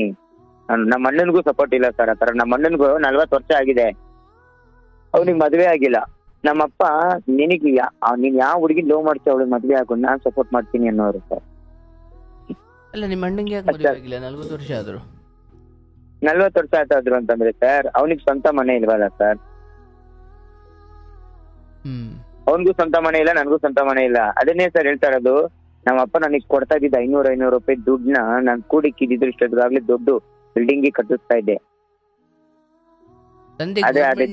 ಇತ್ತಲ್ಲ, ಸೊ ಪೆನ್ಷನ್ ಗಿನ್ಷನ್ ಏನ್ ಬರ್ಲಿಲ್ವಾ? ಪೆನ್ಷನ್ ಬರ್ತಾ ಇದೆ ಸರ್. ನಮ್ ತಂದೆಗೆ 25,000 ಬರ್ತಾ ಇತ್ತು. ಆ ಪೆನ್ಷನ್ ಅಲ್ಲಿ ಮನೆ ಮೇಂಟೆನೆನ್ಸ್ ಅದೆಲ್ಲ ಆಗ್ತಾ ಇತ್ತು. ನನ್ನ ತಂದೆಗೆ ಈಗ ರೀಸೆಂಟ್ ಆಗಿ ಒಂದು 6 ವರ್ಷದ ಹಿಂದ್ಗಡೆ ಶುಗರ್ ಬಂದ್ಬಿಡ್ತು. ಶುಗರ್ ಬಂದು ಕಾಲು ಉಟ್ಕೊಂತು. ಅವ್ರಿಗೆ ರಿಟೈರ್ಡ್ ಆಗೋಯ್ತು. ಅವಾಗ ಶುಗರ್ ಬಂತು ಅಂತ ರಿಟೈರ್ಡ್ ಮಾಡಿಸ್ಕೊಂಡ್ಬಿಟ್ರು ಅವರು. ಬೇಡ ಅನ್ಬಿಟ್ಟು ಅವರೇ ಮಾಡಿಸ್ಕೊಂಡ್ಬಿಟ್ರು. ಆಗಲ್ಲ ಅನ್ಬಿಟ್ಟು ನಾನು ಇದೀವಲ್ಲ ಮಕ್ಳು, ನೀನ್ ಯಾಕಪ್ಪ ದುಡಿತ್ಯಾ, ನೀನ್ ಯಾಕೆ ಇದ್ ಮಾಡ್ತೀಯ ಬಿಡು ಅಂತ ಅಂದ್ಬಿಟ್ಟು ನಾನು ಇದ್ ಮಾಡ್ತಾ ಇದ್ದೆ. ಆಮೇಲೆ ನಮ್ಮ ಅಪ್ಪಂಗೆ ಏನೋ ಒಂಥರ ಬೇಜಾರು ಸರ್. ಅವ್ರಿಗೆ ಸ್ವಾಭಿಮಾನ ಜಾಸ್ತಿ. ಮಕ್ಳ ಹತ್ರ ಎಲ್ಲ ದುಡ್ಸ್ಕೊಂಡ್ ತಿನ್ಬೇಕು ನಾನು ಯಾಕೆ ಬದುಕಿರ್ಬೇಕು. ಅವ್ರು ಹೇಳೋರು ಸರ್, ವಿನಯ್ ನಾನು ಅವರು ನನ್ಗೆ ಮಗು ಆಗಿದಾಗ ಏನೇನ್ ಸೇವೆ ಮಾಡಿದ್ದಾರೆ ಆ ಸೇವೆ ಎಲ್ಲ ನಾನು ಮಾಡ್ತಾ ಇದ್ರೆ ಅವ್ರು ನನ್ ಮೇಲೆ ಅಸಹ್ಯ ಪಡ್ಕೊಂತ ಇದ್ರು ಸರ್. ಏನ್ ಗೊತ್ತಾ, ಅವ್ರಿಗೆ ಹೊಟ್ಟೆ ಊಟ ತಿನ್ಸೋದು, ಮತ್ತೆ ಕಾಲು ಒತ್ತೋದು, ಮತ್ತೆ ಏನಾರ ಅಂದ್ರೆ ಬೇದಿ ಮಾಡ್ಕೊಳ್ಳೋದು ಎಲ್ಲ ಮಾಡೋದು ನಾನೇ ತೊಳಿತಾ ಇದ್ದೆ. ಚಿಕ್ಕ ಮಗನ್ ನಾನ್ ಮಾಡ್ತಾ ಇದ್ದೆ. ಅವ್ರು ನನಗ್ ಮಾಡಿದ್ರು, ನಾನ್ ಮಾಡ್ತಾ ಇದ್ದೆ. ಅವ್ರಿಗೆ ಬೇಜಾರಾಗೋದು, ವಿನಯ್ ನಿಮ್ ಕೈಲೆಲ್ಲ ನಾನು ಇದನ್ನೆಲ್ಲ ಮಾಡಿಸ್ಕೊಬೇಕಲ್ರು, ನಾನು ಯಾಕೋ ಬದುಕಿದೀನಿ, ನಿಮ್ ಕೈಲಿ ನಾನು ತಿಕ್ಕ ಎಲ್ಲ ತೊಳ್ಸ್ಕೊಬೇಕಲ್ರು, ನಾನು ಯಾಕೋ ಬದುಕಿರ್ಬೇಕು, ಬೇಗ ನಾನು ಕರ್ಕೊಂಡ್ಬಿಡಮ್ಮ ಅಂತ ಅನ್ನೋರು ಸರ್. ಯಾಕಪ್ಪ ಹಂಗಂತ್ಯಾ, ನೀನ್ ನನಗೆ ಚಿಕ್ಕ ವಯಸ್ಸಾಗಿದ್ದಾಗ ಚಿಕ್ಕ ಮಗು ಆಗಿದ್ದಾಗ ನನಗ್ ಮಾಡಿಲ್ವೇನಪ್ಪ, ಏನಕ್ಕೆ ಕೈ ಹಂಗ್ ಮಾತಾಡ್ತೀಯಾ, ಆ ಥರ ಎಲ್ಲ ಮಾತಾಡ್ಬೇಡ ಸುಮ್ನಿರು ಅಂತ ನಾನ್ ಹೇಳಿದ್ರೆ, ಇಲ್ಲ ವಿನಯ್ ನಾನ್ ನಿನಗ್ ಮಾಡೋದಕ್ಕೂ ನೀನ್ ನನಗ್ ಮಾಡೋಕ್ಕೂ ವ್ಯತ್ಯಾಸ ಇಲ್ವೇನೋ, ನಾನು ಇಷ್ಟು ದೊಡ್ಡ ಕತ್ತೆಯಾಗಿ ನಿನ್ನ ಹತ್ರ ಮಾಡಿಸ್ಕೊಳಕ್ ಆಗುತ್ತೇನೋ ಅಂತ ಅವರು ಸರ್. ಅದ್ರಲ್ಲಿ ಏನ್ ಸರ್ ತಪ್ಪಿದೆ, ತಂದೆ ತಾಯಿ ಸೇವೆ ಮಾಡೋದ್ರಲ್ಲಿ ಏನ್ ಸರ್ ತಪ್ಪಿದೆ. ಅವ್ರು ಅದನ್ನೇ ಬೇಜಾರು ಮಾಡ್ಕೊಂಡು ಸರ್, ನಿಜವಾಗ್ಲು ಸರ್ ಅವ್ರು ಇವತ್ತಿಗೂ ಅದೇ ಬೇಜಾರು ಅವ್ರಿಗೆ. ಮಕ್ಳ ಕೈಲಿ ಮಾಡಿಸ್ಕೊಂಡೆ ನಾನು ಅಂತ ಬೇಜಾರು ಸರ್ ಅವ್ರಿಗೆ. ನಮ್ ತಂದೆಗೆ ಅದೇ ಸರ್ ಯೋಚನೆ, ಮಕ್ಳಿಗೆ ಮದ್ವೆ ಆಗ್ಲಿಲ್ಲ, ಒಂದು ಸೆಟ್ಲ್ ಆಗ್ಲಿಲ್ಲ, ಏನು ಆಗ್ಲಿಲ್ವಲ್ಲ ಬೇರೆ ಅಂತ ಅವ್ರಿಗೆ ಅದೊಂದೇ ಬೇಜಾರು ಸರ್. ಕೊರಗು ಅವ್ರಿಗೆ, ಆ ಕೊರಗಲ್ಲೇ ಅವರು ಮುಚ್ಕೊಂಡ್ಬಿಟ್ರು ಸರ್.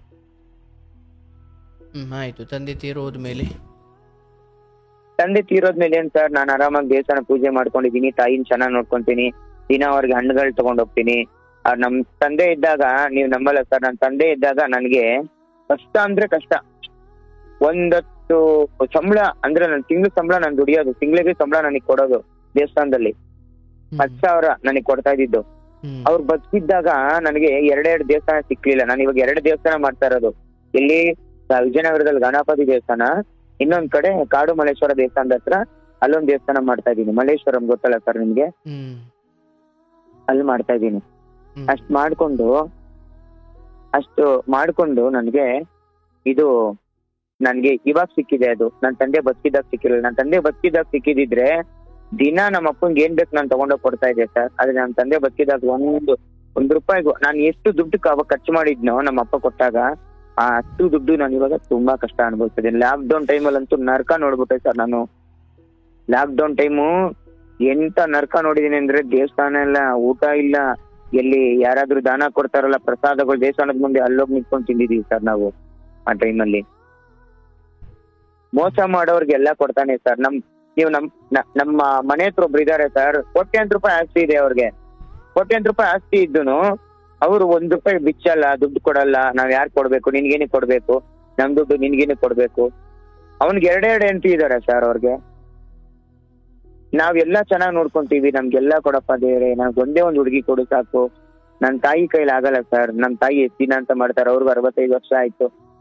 ನಾನ್ ದೇವ್ರ ಹತ್ರ ಕೇಳ್ಕೊಂತೀನಿ, ನನ್ಗೇನು ಬೇಡ, ಅವಳು ಮನೇಲಿ ಆರಾಮಾಗಿರ್ಲಿ, ಚೆನ್ನಾಗಿ ನೋಡ್ಕೊಂಡು ಆರಾಮಾಗಿರ್ಲಿ, ನಮ್ ತಾಯಿ ನೋಡ್ಕೊಂಡಿರ್ಲಿ ಅಂತ ಹುಡುಗಿನ್ ಕೊಡಪ್ಪ ಅಂತ ಕೇಳ್ಕೊಂಡ್ರೆ, ಕೆಟ್ಟೋರ್ಗೆ ಅವ್ನು ಎಷ್ಟು ಹುಡುಗಿನ್ ಲವ್ ಮಾಡಿದ್ದೇನೆ ಸರ್. ನಮ್ ಮನೆ ಹತ್ರ ಇರೋನು ಅಷ್ಟು ಹುಡುಗಿನ್ ಲವ್ ಮಾಡಿ ಅವ್ನಿಗೆಲ್ಲ ದೇವ್ರು 2 ಹೆಂಡತಿನ ಕೊಟ್ಟಿದ್ದಾನೆ. ನಮ್ಮಂತವ್ರಿಗೆ ಅನ್ಯಾಯ ಮಾಡ್ತಾ ಇದ್ದಾನೆ ಸರ್.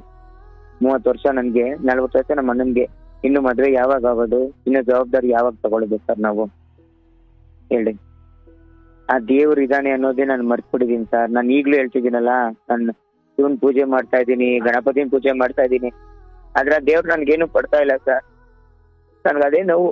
ಮೋಸ ಮಾಡೋರ್ಗೆಲ್ಲ ಕೊಡ್ತಾ ಇದ್ದಾನೆ, ನಿಯತ್ತಾಗಿರೋರ್ಗೇನು ಕೊಡ್ತಾ ಇಲ್ಲ. ಸಿಗರೇಟ್ ಸೇರ್ಕೊಂಡು ಎಣ್ಣೆ ಹೊಡ್ಕೊಂಡು ರಾತ್ರಿ 11 ಗಂಟೆ 2 ಗಂಟೆಗೆ ಹೋಗ್ತಾರೆ ಅಂತವ್ರಿಗೆಲ್ಲ ಕೊಡ್ತಾ ಇದ್ದಾನೆ. ಇವಳು 3 ವರ್ಷ ನನ್ನ ಲವ್ ಮಾಡಿ ನನ್ನ ಹತ್ರ ದುಡ್ಡು ಖರ್ಚು ಮಾಡ್ಕೊಂಡು ಇನ್ನೊಬ್ಬನ ಮದ್ವೆ ಮಾಡ್ಕೊಂಡ್ಲು. ಅವಳಿಗೆಲ್ಲ ಚೆನ್ನಾಗಿ ಕಾರು ಬಂಗ್ಲೆ ಇರೋನ್ನ ಕೊಟ್ಟ. ನಾನೇನ್ ಸರ್ ತಪ್ಪು ಮಾಡಿದೀನಿ? ನನಗೇನಿಗೆ ಸರ್ ಅನ್ಯಾಯ ಮಾಡ್ಬೇಕು ದೇವ್ರು? ಇಂಥ ಸಂಪತ್ತಿಗೆ ಕೊಡೋ ಬಂದು ಒಂದೇ ಸಲ ಸಾಯಿಸ್ಬಿಡ್ಲಿ ಸರ್. ನನ್ಗೇನು ಬೇಕಾದ್ರೆ ನಾಳೆನೆ ಹೋಗಂದ್ರು ಹೋಗ್ತೀನಿ, ಆದ್ರೆ ದೇವ್ರ ಅರ್ಧಂಬರ್ಧ ಕೊಡ್ಬಾರ್ದು ಸರ್ ಯಾವ್ದೇ ಆಗ್ಲಿನು. ನಾನು ಇಷ್ಟು ಅಂತ ಕೇಳಿ ಸರ್, ದೇವ್ರ ಹತ್ರ ಕೇಳಿ ಕೇಳಿ ಕೇಳಿ ಕೇಳಿ ಸಾಕಾಗಿದೆ ಸರ್.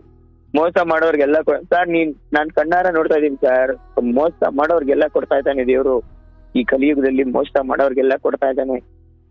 ನೀವು ನಂಬಲ್ಲ ಸರ್, ನನಗೆ ಕನ್ಸಲ್ಲಿ ಶಿವ ಬರ್ತಾನೆ, ಪಾರ್ವತಿ ದೇವಿ ಬರ್ತಾಳೆ, ಮೂಷಿಕ ಬರ್ತವೆ, ತುಳಸಿ ಗಿಡ ಬರ್ತದೆ, ಶಿವಲಿಂಗ ಬರ್ತದೆ, ಮತ್ತೆ ಗಣಪತಿ ಬರ್ತಾನೆ, ಎಲ್ಲಾ ಬರ್ತಾನೆ.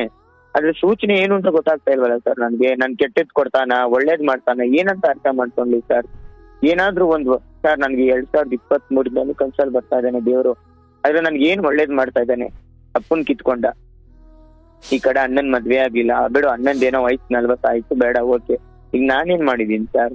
ನನ್ಗಾದ್ರೂ ಆಗ್ಬೇಕಲ್ವಾ? ಒಳ್ಳೆ ಸ್ವಂತ ಮನೇನಾದ್ರೂ ಕೊಟ್ನಾ? ಅದು ಇಲ್ಲ. ಮೋಸ ಮಾಡೋರ್ಗೆಲ್ಲ ಕೊಡ್ತಾನೆ ಸರ್. ನಮ್ ಫ್ರೆಂಡು 8 ಜನ ಹುಡುಗಿನ ಲವ್ ಮಾಡಿದಾನೆ. 8 ಜನ ಹುಡುಗಿನ ಲವ್ ಮಾಡಿ ಅವಳನ್ನ ಕೆಟ್ಟದಾಗೆಲ್ಲ ಉಪಯೋಗಿಸ್ಕೊಂಡು ಎಲ್ಲ ಇದ್ ಮಾಡ್ಕೊಂಡು ಇವಾಗ ಬೇರೆ ಒಂದ್ ಹುಡುಗಿನ ಮದ್ವೆ ಮಾಡ್ಕೊಂಡು, ಅದು ಸಾಲದು ಇನ್ನೊಂದು ಹುಡುಗಿನ ಮದ್ವೆ ಮಾಡ್ಕೊಂಡಿದ್ದಾನೆ. ಇಷ್ಟೆಲ್ಲ ಮಾಡ್ಕೊಂಡು ಅವ್ರಿಗೆಲ್ಲ ಕೊಡ್ಬೇಕಾರೆ ನಾವೇನ್ ತರ ಅನ್ಯಾಯ ಮಾಡಿದೀವಿ ದೇವ್ರಿಗೆ? ಇಂತ ಜೀವನ ಕೊಡೋ ಬದಲು ಒಂದೇ ಸಲ ಸಾಯಿಸ್ಬಿಡ್ಬೇಕು ಸರ್. ಏನಕ್ಕೆ ಗೊತ್ತಿರ್ಬೇಕು? ನಮ್ಗೊಂದೇ ಒಂದ್ ಕೆಟ್ಟ ಅಭ್ಯಾಸ ಇಲ್ಲ, ಸಿಗರೇಟ್ ಸೇದಲ್ಲ, ಎಣ್ಣೆ ಹೊಡಿಯಲ್ಲ, ಏನು ಇಲ್ಲ ನಮ್ಗೆ. ಹುಡುಗರು ಸವಾಸ ಆಯ್ತು, ಅದನ್ನು ಬಿಟ್ಬಿಟ್ಟಿದೀವಿ. ಇಷ್ಟೆಲ್ಲ ಮಾಡಿದ್ರು ಏನ್ ಸರ್? ಎಲ್ಲ ನನ್ಗೆ ನನ್ ಮದ್ವೆ ಆಗಿರೋ ಫ್ರೆಂಡ್ಸ್ ಎಲ್ಲ ಕೇಳ್ತಾರೆ, ಅಲ್ಲ ಕಣೋ ಎಲ್ಲಾರ್ಗು ಮದ್ವೆ ಆಯ್ತು, ನಿನ್ಗೆ ಏನಕ್ಕೂ ಮದ್ವೆ ಆಗಿಲ್ಲ ಇನ್ನು, ಏನಕ್ಕೂ ಹಿಂಗಿದ್ದೀರಾ ಅಂತಾರೆ. ಅಲ್ಲ ಗುರು, ನನ್ಗೆ ಸಿಗ್ದಿರೋದನ್ನ ನಾನು ಎಲ್ಲಿಂದ ಹುಡ್ಕೊಂಡು ಹೋಗಿ, ನಿನಗೆ ಹೊಟ್ಟೆ ಹಸಿತು ಅಂದ್ರೆ ನೀವು ಹೋಗಿ ಹೋಟ್ಲಿಗೆ ಊಟ ಮಾಡ್ತೀಯ, ನಿನಗ್ ಸಿಗ್ತದೆ. ನನಗೆ ದುಡ್ಡು ಇದ್ದೂನು ಹೋಗಿ ಊಟ ಮಾಡ್ಬೇಕು ಅಂದ್ರೆ ನನ್ಗೆ ಸಿಕ್ಕಿಲ್ಲ ಅಂದ್ರೆ ನಾನು ಏನ್ ಮಾಡ್ಲಿ? ಅದ್ ನನ್ ತಪ್ಪ? ಅದು ದೇವ್ರು ಕೊಡಬಾರ್ದು ಅಂತಿದ್ದಾನೇನೋ, ಕೊಟ್ಟಿಲ್ಲ, ನಾನು ಏನ್ ಮಾಡ್ಲಿ ಗುರು? ಈ ತರ ನನ್ಗೆ ಇಷ್ಟೊಂದ್ಸಲ ಮನ್ಸಿಗೆ ಬಂದ್ಬಿಡ್ತದೆ ಸರ್. ಈ ತರ ಪ್ರಶ್ನೆಗಳಿಗೆ ಉತ್ತರ ಹೆಂಗ್ ಕೊಡ್ಲಿ? ನಾನ್ ಜ್ಯೋತಿಷ್ಯ ಆಗಿ ಎಲ್ಲಾರ ಭವಿಷ್ಯ ಇದನ್ನ ಬದಲಾಯಿಸ್ತೀನಿ ಸರ್. ಪ್ರಪಂಚದಲ್ಲಿ ಯಾರು ಬದಲಾಯಿಸಕ್ಕಾಗಲ್ಲ ಅಂತ ನಾನ್ ಜ್ಯೋತಿಷ್ಯ, ನಾನ್ ಎಲ್ಲಾರ ಭವಿಷ್ಯನ ಬದಲಾಯಿಸ್ತೀನಿ. ಆದ್ರೆ ನನ್ ಭವಿಷ್ಯನ ದೇವ್ರು ಹಿಂಗ್ ಮಾಡ್ತಾ ಇದ್ದಾನೆ ಸರ್. ಎಷ್ಟೋ ಜನಗಳಿಗೆ ನನ್ನಿಂದ ಸತ್ಯನಾರಾಯಣ ಸ್ವಾಮಿ ಪೂಜೆ ಮಾಡ್ಬಿಟ್ಟು ಬಂದ್ರೆ ಸಾಕು, ಅವ್ರಿಗೆ ನನ್ನಿಂದ ಒಳ್ಳೇದಾಯ್ತು ಸ್ವಾಮಿ, ನೀವು ಚೆನ್ನಾಗ್ ಪೂಜೆ ಮಾಡಿದ್ರಿ, ದೇವ್ರು ನಿಮ್ಗೆ ಚೆನ್ನಾಗಿರ್ತಿರ್ಲಿ, ನೀವು ಚೆನ್ನಾಗ್ ಪೂಜೆ ಮಾಡ್ಕೊಟ್ರಿ, ನೀವ್ ಮಾಡ್ಕೊಟ್ಟೋದ್ಮೇಲೆ ನನಗೆ ನನ್ ಮಗ್ಳಿಗೆ ಮಾಡಿ ಒಳ್ಳೆ ಹುಡುಗ ಸಿಕ್ತ, ನಮ್ಮ ಹುಡುಗನಿಗೆ ಒಳ್ಳೆ ಹುಡುಗಿ ಸಿಕ್ಕಿದ್ಲು, ಮನೇಲೆಲ್ಲ ಚೆನ್ನಾಗಾಗಿದೆ, ಎಲ್ಲಾನು ನಮ್ಗೆ ದುಡ್ಡು ಕಾಸು ಚೆನ್ನಾಗ್ ಬರ್ತಾ ಇದೆ ಎಲ್ಲ ಹೇಳ್ತಾರೆ. ಆದ್ರೆ ದೇವ್ರು ನಮ್ಗೆ ಯಾಕೆ ಸರ್ ಹಿಂಗ್ ಮಾಡ್ತಾನೆ? ಏನ್ ಮಾಡೋಣ ಸರ್ ನಾವ್ ಹೇಳಿ? ನಾನು ಏನೋ ಕೆಟ್ಟ ಅಭ್ಯಾಸ ಏನೂ ಇಟ್ಕೊಂಡಿಲ್ಲ. ನಾನ್ ವಿಷ ಕುಡು ಆಕ್ಚುಲಿ ನಾನ್ ಅವಾಗ್ಲೇ ನನ್ಗೆ ಸಾವು ಬರ್ಲಿ ಹೋಗ್ಬಿಡೋಣ ಅನ್ಕೊಂಡಿದ್ದೆ, ಆಗ್ಲೂ ಹೋಗ್ಲಿಲ್ಲ. ಮತ್ತೆ ಇನ್ನೊಂದ್ಸಲ 2 ಸಲ ಕುಡ್ದಿದ್ದೀನಿ. ಆ 2ನೇ ಸಲನೂ ನನ್ಗೆ ಹಂಗೆ ಆಗಿದೆ. ನಿನ್ಗಿನ್ನೂ ಆಯುಸ್ಸಿದೆ, ನೀನ್ ಬದುಕಿರ್ಬೇಕು ಅಂತ. ಏನ್ ಸರ್ ಬದುಕಿದ್? ಏನ್ ಸರ್ ಮಾಡ್ಬೇಕು ನಾನು?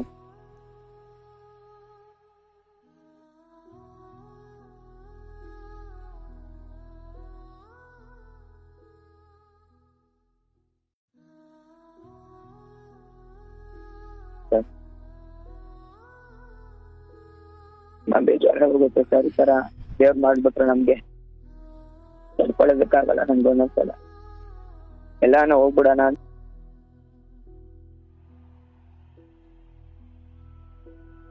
ಹೇಳೋದು. ನಾನು ಎಷ್ಟು ಸಲ ಸರ್ ನಾನು ವಿಷ ಕುಡಿಲಿ? ನಾನು 2 ಸಲ ವಿಷ ಕುಡಿದಿದ್ದೀನಿ ಸರ್. ನಾನು ಒಂದು ರಾಜಾಚಾರ ದೇವಸ್ಥಾನದಲ್ಲಿದ್ದಾಗ, ಮತ್ತೆ ಮನೆಯಲ್ಲಿ ಫ್ಯಾಮಿಲಿ ಮ್ಯಾಟ್ರಲ್ಲಿ ಇದೇ ವಿಷಯಕ್ಕೆ ಜಗಳ ಆಯ್ತು. ದುಡ್ಡಿಲ್ಲ, ಕಾಸಿಲ್ಲ, ನಿನ್ ಮದ್ವೆ ಮಾಡಕ್ ಆಗಲ್ಲ ಬಿಡು ಅಂತಂದ್ರು ಸರ್. ಎಲ್ಲಾರು ಅದೇ ಹೇಳ್ಬಿಟ್ರು ಅಂದ್ಬಿಟ್ಟು ನಾನು 2ನೇ ಸಲ ವಿಷ ಕುಡಿದಿದ್ದೀನಿ ಸರ್. ನಾನು 2ನೇ ಸಲ ವಿಷ ಕುಡಿದಿದ್ರು ದೇವ್ರು ನನ್ನನ್ನು ಕರ್ಕೊಂಡಿಲ್ಲ ಸರ್. ಏನ್ ಮಾಡೋಣ ಸರ್ ನಾನು? ಅದೇನೋ ನನ್ ಪುಣ್ಯಾನೋ ಏನೋ ಗೊತ್ತಿಲ್ಲ ಸರ್. ವಿಕ್ಟೋರಿಯಾ ಹಾಸ್ಪಿಟಲ್ ನಾನು ಅಡ್ಮಿಟ್ ಆಗಿದ್ದೆ ಸರ್. ಇಲ್ಲಿ ಕೇರ್ ಮಾರ್ಕೆಟ್ ಇದೆಯಲ್ಲ, ಹಲೋ ಹೇಳಪ್ಪ. ಕೇರ್ ಮಾರ್ಕೆಟ್ ವಿಕ್ಟೋರಿಯಾ ಹಾಸ್ಪಿಟಲ್ ಇದೆಯಲ್ಲ ಸರ್, ಅಲ್ಲಿ ಅಡ್ಮಿಟ್ ಆಗಿದೆ ಸರ್. ಅಲ್ಲಿ ಏನು ಅಂತಾನೆ ಗೊತ್ತಿಲ್ಲ ಸರ್ ನನ್ಗೆ. ಆ ಆಸ್ಪತ್ರೆ ಅವ್ರು ಒಬ್ರು ನನಗೆ ಪರಿಚಯ ಇಲ್ಲ. ಯಾರೋ ಮುಸ್ಲಿಂ ಡಾಕ್ಟ್ರು, ಇನ್ನೊಂದ್ಸಲ ನೀನ್ ವಿಷ ಕುಡಿಬಾರ್ದು, ನಿನ್ಗೆ ಇದು ಮಾಡ್ಕೊಂತಾರ ತಪ್ಪು, ನೀನು ಇನ್ನೊಂದ್ಸಲ ಹಿಂಗ್ ಮಾಡ್ಕೊಂಬೇಡ, ನಾನ್ ಬಿಲ್ ಕಟ್ತೀನಿ ಅಂದ್ಬಿಟ್ಟು 60,000 ಬಿಲ್ ಅವ್ರು ಕಟ್ಬಿಟ್ಟು ನನ್ನ ಡಿಸ್ಚಾರ್ಜ್ ಮಾಡ್ತಿದ್ದಾರೆ ಸರ್. ಯಾರು ಬಿಡ್ಲಿಲ್ಲ ಸರ್. ನಮ್ ತಂದೆ ದುಡ್ಡಿಲ್ಲ ಅವಾಗ. ನಮ್ ತಂದೆಗೆ ಅವಾಗ ಶುಗರ್ ಬಂದ್ಬಿಟ್ಟಿತ್ತು, ಅವ್ರ ಕಾಲು ಊದ್ಕೊಂಡ್ಬಿಟ್ಟಿತ್ತು. ಅವಾಗ ಈ ಪ್ರಾಬ್ಲಮ್ಗಳೆಲ್ಲ ನಾನು ಇದ್ ಮಾಡ್ಕೊಂಡೆ. ಆದ್ರೂ ದೇವ್ರು ನಾನು ಇನ್ನೂ ಬದುಕ್ತಿದ್ದಾನೆ ಸರ್. ಏನ್ ಮಾಡ್ಬೇಕು? 89 ವರ್ಷ ಆಯಸ್ಸು ಅಂದ್ರಲ್ಲ, ಅದು ಹೇಗೆ? ಏನ್ ಸರ್? ನಿಮ್ಮ ಆಯಸ್ಸಿನ ಬಗ್ಗೆ ಬೇರೆ ಹೇಳುದ್ರಲ್ಲ, ಅದು ಹೆಂಗೆ ಅಂದೆ? ನನ್ ಜಾತಕದಲ್ಲಿ ಇರೋದು ಸರ್ ಅದು. ನಂದು ಹಿಂದಿನ ಜನ್ಮದ ಪುಣ್ಯ ಇದೆ, ನನ್ ಜಾತಕದಲ್ಲಿ ನಾನ್ ನೋಡ್ಕೊಂಡಿದೀನಿ. ಆದ್ರೆ ನನ್ನ ಇದ್ರ ಬಗ್ಗೆ ನಾನ್ ಹೇಳ್ಕೊಂಡ್ಬರ್ತೀನಿ. ಬೇರೆಯವ್ರು ಈಗ ಯಾರಾದ್ರೂ ನನ್ನ ಹತ್ರ ಬಂದು ಜಾತಕ ಕೇಳ್ತಾರೆ, ಏನೋ ನನ್ನ ಆಯ್ತು ಎಷ್ಟಿದೆ ಅಂತ ಹೇಳಿ ಅಂತ ಹೇಳ್ತಾರೆ ಅನ್ಕೊಳ್ಳಿ, ಅವ್ರಿಗೆಲ್ಲ ನಾನು ಹೇಳಲ್ಲ. ಯಾಕಂದ್ರೆ ಹೇಳಿದ್ರೆ ಜಿಗುಪ್ಸೆ ಬಂದ್ಬಿಡ್ತದೆ. ಈಗ ಅಕಸ್ಮಾತ್ 40 ವರ್ಷ ಇದೆ ಅಂತ ಹೇಳ್ತೀನಿ, ಅವ್ರಿಗೆ ಜಿಗುಪ್ಸೆ ಬಂದ್ಬಿಡ್ತದೆ. ಹಾಗೆ 40 ವರ್ಷನ ಎಷ್ಟೇನೆ ಇರೋದು ಏನು ಅಂತ ಅಂದ್ಬಿಟ್ಟು. ಹಾಗಾಗಿ ನಾನು ಹೇಳೋದಕ್ಕೆ ಹೋಗಲ್ಲ. ಸರಿನಪ್ಪ, ಆಯ್ತು. ಜಾತಕದ ವಿಚಾರ, ಆಯಸ್ಸಿನ ಬಗ್ಗೆ ಹೇಳಿದ್ರೆ ಅಲ್ಲಿ ವ್ಯವಹಾರ, ಮದುವೆ ಇದ್ರ ಬಗ್ಗೆ ಇರಲ್ವೇನು ಅಲ್ಲಿ? ಇದೆ ಸರ್. 7ನೇ ಮನೆ ಬಂದ್ಬಿಟ್ಟು ಮದುವೆಗೆ ಕಾರಕ. ಮದುವೆ ಬಂದ್ಬಿಟ್ಟು ಮದುವೆ ಆಗೋಕೆ 7ನೇ ಮನೆ. ಅದು ಬಂದ್ಬಿಟ್ಟು ನನ್ಗೆ ಅರ್ಧಂಬರ್ಧ ಕೇತು ಇದ್ದಾನೆ. ಕೇತು, ರಾಹು ಕೇತುಗಳು ನಿಮ್ಗೆ ಗೊತ್ತಲ್ವಾ? ರಾಹು ಕೇತುಗಳು ಅರ್ಧಂಬರ್ಧ ಆಗೋದಿದೆಯಾ, ಆಗೋದಿಲ್ವಾ? ಆಗೋದಿದೆ, ಅದೇ ಅರ್ಧಂಬರ್ಧ ಅಂತ ಇದೆ. ಅರ್ಧಂಬರ್ಧ ಅಂತಂದ್ರೆ ಕೊಟ್ಲು ಕೊಡ್ಬೋದು, ಕೊಡ್ದಿರಾನು ಇರ್ಬೋದು ಅಂತ. ಈಗ ರಾಹು ಅಂದ್ರೆ ಇದು ಸರ್ ಸರ್ಪ. ರಾಹುಗೆ ತಲೆ ಇದೆ, ದೇಹ ಇಲ್ಲ. ಕೇತುಗೆ ಬಾಲ ಇದೆ, ತಲೆ ಇಲ್ಲ. ಹಾಗೆ ಕೇತು ಬಂದ್ಬಿಟ್ಟು ಇಬ್ರು ಅಣ್ಣ ತಮ್ಮಂದ್ರು ಸರ್ಪ. ರಾಹು ಮತ್ತೆ ಕೇತು ಇಬ್ರು ಅಣ್ಣ ತಮ್ಮಂದ್ರು ಸರ್ಪ, ಅವರಿಬ್ರು ಹಾವು. ಅದೇನಾಗುತ್ತೆ ಅಂದ್ರೆ ಅರ್ಧ ಕೊಡ್ಬೋದು, ಕೊಡ್ದಿರಾನು ಇರ್ಬೋದು. ಕೊಟ್ರೆ ಫಸ್ಟ್ ಕ್ಲಾಸ್ ಕೊಡ್ಬೋದು, ಇಲ್ಲಾಂದ್ರೆ ಲೋ ಕ್ಲಾಸ್ ಆಗೋದು ಕೊಡ್ಬೋದು, ಇಲ್ಲ ಕೊಡ್ದಿರಾನು ಹಿಂಗೆ ಇದ್ಬಿಡ್ಬೋದು ಆತರ. ಆದ್ರೆ ಕೊನೆಯ ತನಕ ನನ್ಗೇನಕ್ಕೂ ಮೋಸ ಮಾಡಲ್ಲಂತೆ. ತಿನ್ನಕ್ಕಾಗ್ಲಿ, ಮಾಡ್ಕೊಳಕ್ಕಾಗ್ಲಿ, ಮನೆಗಾಗ್ಲಿ ಏನಕ್ಕೂ ಮೋಸ ಇಲ್ವಂತೆ. ಎಲ್ಲಾನು ನನ್ಗೆ ಫಸ್ಟ್ ಕ್ಲಾಸ್ ಕೊಡ್ತಾನಂತೆ. 89 ವರ್ಷ ಆಯುಸ್ ಕೊಟ್ಟಿ ಏನು ಕೊಡ್ಲಿಲ್ಲ ಅಂದ್ರೆ ಏನ್ ಸರ್ ಪ್ರಯೋಜನ? ಅದಿಟ್ಕೊಂಡು ಏನ್ ಮಾಡೋದು? ಅದಕ್ಕೆ ಬೇಜಾರಾಗ್ಬಿಡಿದೆ ಸರ್ ನನ್ಗೆ. ನನ್ ಸೇಫ್ಟಿ ನೋಡ್ತಾ ಇಲ್ಲ ಸರ್, ನಮ್ ತಾಯಿ ನಾನ್ ನೋಡ್ಕೊಬೇಕು. ತಾಯಿ ಪಾಪ ನೀವ್ ನಂಬಲ್ಲ ಸರ್, ನಾನ್ ದೇವಸ್ಥಾನಕ್ಕೆ ಹೋಗಿ ಬಂದ್ರೆ ಅವರು ಪಾತ್ರೆ ತೊಳಿತಾ ಇರ್ತಾರೆ, ಮನೆ ಕ್ಲೀನ್ ಮಾಡ್ತಾ ಇರ್ತಾರೆ, ವಾಷಿಂಗ್ ಮಿಷಿನ್ ಬಟ್ಟೆ ಹಾಕಿ ಹೋಗಿತಾ ಇರ್ತಾರೆ. ನಾನ್ ಮಾಡ್ತೀನಿ ಅಂದ್ರು ಬೇಡ ಸುಮ್ಮನಿರೋ, ನೀನ್ ಸುಸ್ತಾಗಿರ್ತೀಯ ಅಂತಾರೆ. ನಮ್ಮ ಅಣ್ಣನ್ಗೆ ನೋಡಿ ಈ ವಯಸ್ಸಿಗೆ ಅವನಿಗೆ ಲಿವರ್ ಡ್ಯಾಮೇಜ್ ಅಂತಾರೆ. ಕ್ಯಾಬ್ ಡ್ರೈವರ್ ಸರ್ ಅವನು. ಡಾಕ್ಟರ್ ಹೇಳ್ತಾರೆ ಅವನು ಒಂದು ಡ್ರಿಂಕ್ಸ್ ಮಾಡಿರ್ತಾನೆ, ಇಲ್ಲಾಂದ್ರೆ ಕಾರ್ ಡ್ರೈವಿಂಗ್ ಮಾಡಿ ಹಂಗಾಗಿರ್ತದೆ, ಇಲ್ಲಾಂತಂದ್ರೆ ನೀರ್ ಜಾಸ್ತಿ ಕುಡಿಯಲ್ಲ ಅಂದ್ರೂ ಹಂಗಾಗತ್ತೆ ಅಂತಾರೆ. ಈಗ ಮೊನ್ನೆ ನಾನು ನ್ಯೂಸ್ ನೋಡಿದೆ, ಹಾಸನಲ್ಲಿ ಎಷ್ಟೋ ಜನ ಗಂಡ್ ಮಕ್ಳು ಹೆಣ್ಮಕ್ಳು ಹಾರ್ಟ್ ಅಟ್ಯಾಕ್ ಹೋಗ್ತಾ ಇದಾರೆ ಅಂತ. ಇವನ್ ಬೇರೆ ನಮ್ಮ ಅಣ್ಣನ್ಗೆ ಎದೆ ನೋವು ಅಂತಾನೆ. ಏನ್ ಮಾಡೋಣ ಸರ್? ನಮ್ಗೆ ಈ ತರ ಆಗ್ಬಿಟ್ರೆ ದೇವ್ರು ಅರ್ಧಂಬರ್ಧ ಕೊಡ್ತಾ ಇದ್ದಾನೆ ಎಲ್ಲಾನು. ಬೇಜಾರಾಗ್ಬಿಡುತ್ತೆ ಸರ್ ನಮ್ಗೆ. ಎಲ್ಲಾನ ಹೋಗ್ಬಿಡೋಣ. ನಮ್ ತಾಯಿ ಇರೋದಕ್ಕೋಸ್ಕರ ಅಷ್ಟೇ ಸರ್ ನಾನು ಇರೋದು. ನಮ್ ತಾಯಿ ತಂದೆ ಹೋದಾಗ್ಲೇನೆ ನಾನು ಹೋಗ್ಬಿಡ್ತಾ ಇದ್ದೆ. ತಾಯಿ ಇದಾರೆ ಅನ್ನೋ ಒಂದೇ ಕಾರಣಕ್ಕೆ ನಾನು ಸುಮ್ಮನೆ ಇದ್ದೀನಿ ಅಷ್ಟೇನೆ. ನೀವು ನಮ್ ತಾಯಿಗೆ ಇವತ್ತಿಗೂನು ಅವ್ರಿಗೆ ಶುಗರ್ ಇಲ್ಲ, BP ಇಲ್ಲ, ಏನೂ ಇಲ್ಲ. ಅದಕ್ಕೆ ನಾನು ದಿನ ಅವ್ರಿಗೆ ಏನಾದ್ರು ಒಂದು ಹಣ್ಣುಗಳು ಮತ್ತೆ ಏನಾದ್ರು ಫ್ರೂಟ್ಸ್ ಏನಾದ್ರು ತಂದು ಕೊಡ್ತಾ ಇರ್ತೀನಿ. ನೇರಳೆ ಹಣ್ಣು, ಸೀಸನ್ ಬಂತು ಅಂದ್ರೆ ನೇರಳೆ ಹಣ್ಣು, ಮಾವಿನ ಹಣ್ಣು, ಮತ್ತೆ ಹರಳೆ ಹಣ್ಣು, ಏನಾದ್ರು ಅಂದ್ರೆ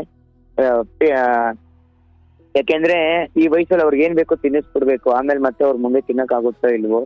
ಅದಕ್ಕೆ ಈ ನಮ್ ತಂದೆಗಂತೂ ನಾನು ಏನು ತಿನ್ಸಕ್ ಆಗ್ಲಿಲ್ಲ. ಇವ್ರಿಗೆ ಏನೇನ್ ಆಸೆ ಇರುತ್ತೋ ಏನೋ ತಿನ್ಸ್ಬಿಡೋಣ, ಮಾಡ್ಬಿಡೋಣ ಅಂತ ನಾನು ಏನೇನೋ ಪ್ಲಾನ್ ಮಾಡ್ಕೊಂಡು ಎಲ್ಲ ಮಾಡ್ತಾ ಇದ್ದೀನಿ ಸರ್. ಅದು ದೇವ್ರು ತಂದೆ ತಾಯಿ ಸೇವೆ ಮಾಡೋರ್ಗೆ ದೇವರೇ ಕಾಪಾಡ್ತಾನೆ ಅಂತಾರೆ. ಆದ್ರೆ ನನ್ ತಂದೆ ಸೇವೆ ಮಾಡೋಕೆ ದೇವ್ರು ನಂದು ತಂದೆನೇ ಇಲ್ದಂಗ್ ಮಾಡ್ಬಿಟ್ಟ. ನನ್ ತಂದೆ ನನ್ಗೆ ಎಷ್ಟು ಸಪೋರ್ಟ್ ಮಾಡೋರು ಅಂದ್ರೆ, ನಮ್ಮ ಅಣ್ಣ ನಮ್ಮ ತಾಯಿ ನನ್ಗೆ ಸಪೋರ್ಟೇ ಇಲ್ಲ ಸರ್ ಮನೇಲಿ. ನಾನು ಏನೇ ಮಾಡ್ತೀನಿ ಅಂದ್ರೂ ಅದು ಬೇಡ ಅಂತಾರೆ. ನಮ್ ತಂದೆ ಇದ್ದಾಗ ನನ್ಗೆಲ್ಲ ಸಪೋರ್ಟ್ ಇರೋದು. ನೀನ್ ಅದು ಮಾಡೋ, ಪೂಜೆ ಮಾಡ್ತೀರಿ ಅನ್ನೋ ಕಾರಣಕ್ಕೆ ಹೆಣ್ಣು ಕೊಡ್ತಿಲ್ವಾ ಏನು? ಎಷ್ಟು ಅಂದ್ರೆ ನೀವು ಪೂಜೆ ಮಾಡ್ತೀರಾ ಅನ್ನೋ ಕಾರಣಕ್ಕೆ ಹೆಣ್ಣು ಕೊಡ್ತಿಲ್ವಾ, ಅಥವಾ ಎಷ್ಟು ಹೆಣ್ಣು ಕೇಳಿ ಸಾಕಾಗಿದೆ ಇಷ್ಟ ಈಗಾಗಲೇ ನಿಮ್ಗೆ? ಎಷ್ಟು ಮನೆ? ಸುಮಾರು ಹೆಣ್ಣಾಗಿದೆ ಸರ್. ಅಂದ್ರೆ ನಮ್ಮ ಅಣ್ಣನಿಗೆ ಅವ್ನ್ ಕ್ಯಾಬ್ ಡ್ರೈವರು ಅಂತ ಕೊಡ್ತಾ ಇಲ್ಲ, ಪ್ಲಸ್ ಸ್ವಂತ ಮನೆ ಇಲ್ಲ ಅಂತ ಕೊಡ್ತಾ ಇಲ್ಲ. ನನಗೂ ಅಷ್ಟೇನೆ, ನಾನು ಪೂಜಾರಿ ಅಂತ ಕೊಡ್ತಾ ಇಲ್ಲ ಅಂತಲ್ಲ, ಸ್ವಂತ ಮನೆ ಇಲ್ಲ ಅಂತ ಕೊಡ್ತಾ ಇಲ್ಲ. ಸ್ವಂತ ಮನೆ ಇಲ್ಲ ಅಂತ ಕೊಡ್ತಾ ಇಲ್ಲ. ಜಾಗ ಇಲ್ವಾ? ಇಲ್ಲ ಸರ್, ಏನೂ ಇಲ್ಲ ಸರ್. ಸೈಟ್ಗೆ ಅಂತ ದುಡ್ಡು ಮಾಡಿದ್ವಿ ಸರ್. ಸೈಟ್ಗೆ ಅಂತ ಎಲ್ಲ ದುಡ್ಡು ಹಾಕಿದ್ವಿ. ಅದನ್ನ ಲೋಕಲ್ ಪತ್ರ ಕೊಟ್ಬಿಟ್ಟು ಮೋಸ ಮಾಡ್ಬಿಟ್ರು ನಮ್ಗೆ. ಮೋಸ ಮಾಡ್ಬಿಟ್ರ? ಅಂದ್ರೆ ಪತ್ರ ಲೋಕಲ್ ಕೊಟ್ಬಿಟ್ರು. ಅಯ್ಯೋ, ನೀವು ಅದು ನೋಡ್ಕೊಂಡಿರ್ಲಿಲ್ವಾ? ನೋಡ್ಕೊಂಡಿರ್ಲಿಲ್ಲ ಸರ್. ನಮಗೆ ಕೊನೆ ಮೂಮೆಂಟ್ ಅಲ್ಲಿ ಗೊತ್ತಾಗಿದ್ದು. ಅದು ರಿಜಿಸ್ಟ್ರೇಷನ್ ಎಲ್ಲ ಆಗೋಗಿತ್ತು. ಆಮೇಲೆ ಕೊನೆ ಟೈಮಲ್ಲಿ ನಾವು ಹೋಗಿ ಲಾಯರ್ ಹತ್ರ ಕೇಳಿದ್ವಿ.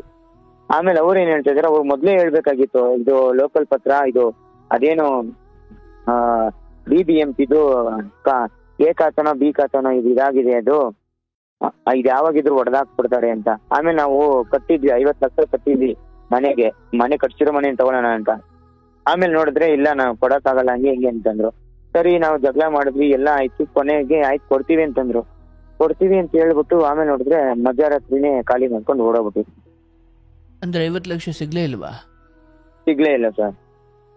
ಅಯ್ಯೋ, ಎಂತ ದಡ್ಡ ಕೆಲಸ ಇದು.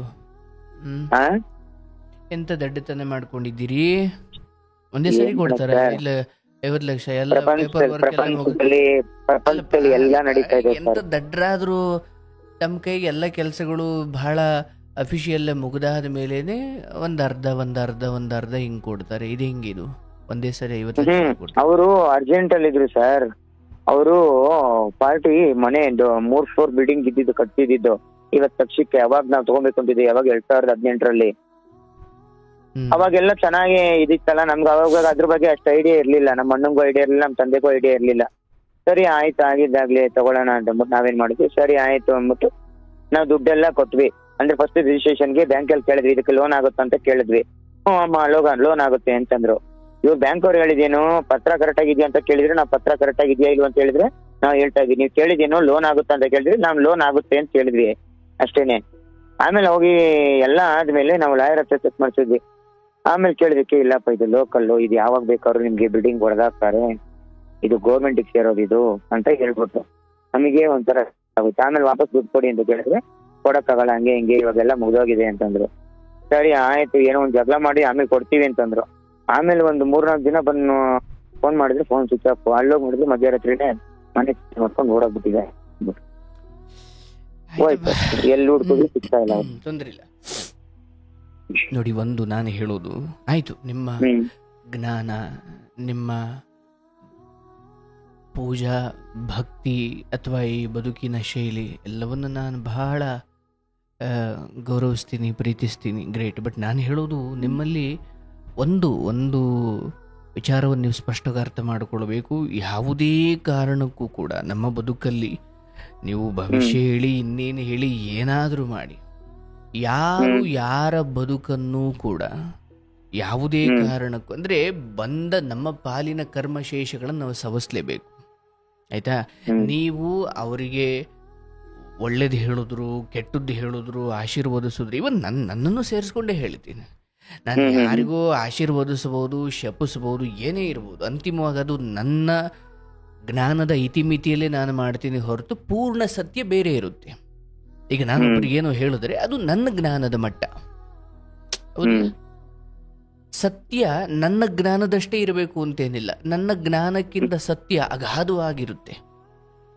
ನನಗೆ ಮನುಷ್ಯನಾಗಿ ನನ್ನ ಮೆದುಳಿಗಿರುವ ಶಕ್ತಿ ಬ್ರಹ್ಮಾಂಡದಲ್ಲಿರುವ ಒಂದು ಕಣವನ್ನ ಮಾತ್ರ ನಾನು ಅರ್ಥ ಮಾಡಿಕೊಳ್ಬೋದು. ಪೂರ ಜ್ಞಾನ ಯಾರಿಗೂ ಸಿಕ್ಕಿಲ್ಲ. ಹಂಗೆ ಸಿಕ್ಕಿದ್ರೆ ಮನುಷ್ಯ ದೇವರಾಗ್ಬಿಡ್ತಿದ್ದ. ನಾನು ಹೇಳೋದು, ಈ ಎಲ್ಲ ಪೂಜೆ ಮಾಡ್ತೀರಿ, ಭಕ್ತಿ ಮಾಡ್ತೀರಿ, ಬಂದ ಭಕ್ತರಿಗೆ ಮನಸಾರೆ ನಿಮ್ಮ ತಪೋಬಲವನ್ನು ಬಳಸಿ ಅವರಿಗೆ ಮಂಗಳಾರತಿ ಕೊಟ್ಟು ಆಶೀರ್ವದಿಸ್ತೀರಿ. ಅವರು ಸಾಕ್ಷಾತ್ ಭಗವಂತನನ್ನು ನಿಮ್ಮಲ್ಲಿ ಕಾಣ್ತಾರೆ. ಅದೊಂದು ಶ್ರೇಷ್ಠ ಕೆಲಸ. ಆದರೆ ಯಾವತ್ತೂ ಕೂಡ ನಿಮ್ಮ ಜೀವನದಲ್ಲಿ ನಾಳೆಯ ಬಗ್ಗೆ ತಿಳಿದುಕೊಳ್ಳುವ ಮೂರ್ಖತನವನ್ನು ಇನ್ನೊಬ್ರು ಮಾಡಬಾರ್ದು, ಸ್ವಯಂ ನಾನು ಮಾಡಬಾರ್ದು.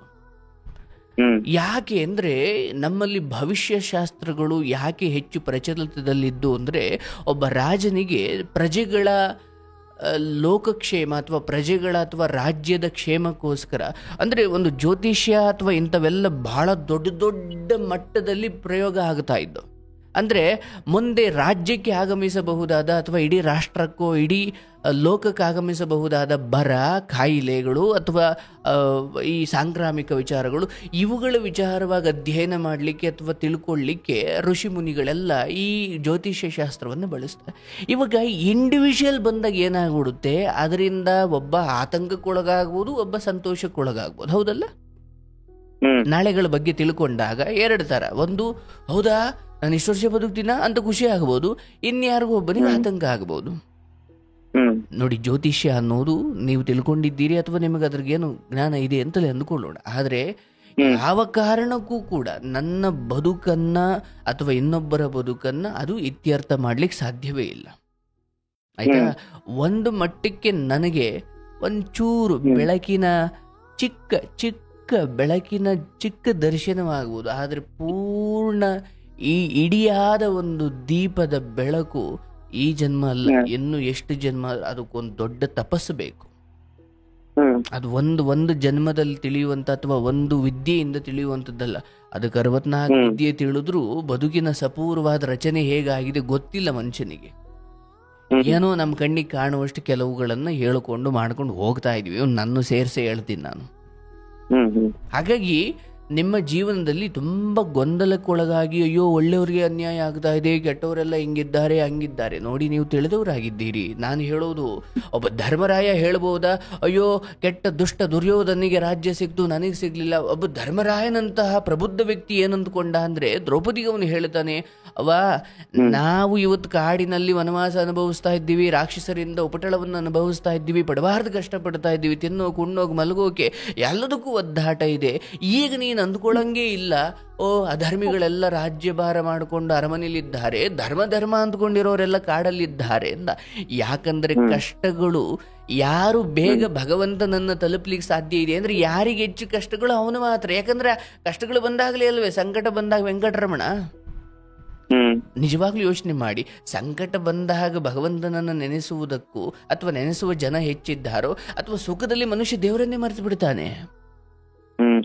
ನೀವು ಈ ಜನ್ಮದಲ್ಲಿ ಈ ಬದುಕಿನ ಜಾತ್ರೆಯನ್ನ ಮುಗಿಸಿಕೊಂಡು ಹೋಗುವ ವೇಳೆಗೆ ನಿಮಗೆ ಮದುವೆ ಆಯ್ತೋ, ಗೌರ್ಮೆಂಟ್ ಕೆಲಸ ಇತ್ತೋ, ಅಥವಾ ಸ್ವಂತ ಮನೆ ಇತ್ತೋ ಇಲ್ವೋ, ಯಾವುದೂ ಮುಖ್ಯವಲ್ಲ.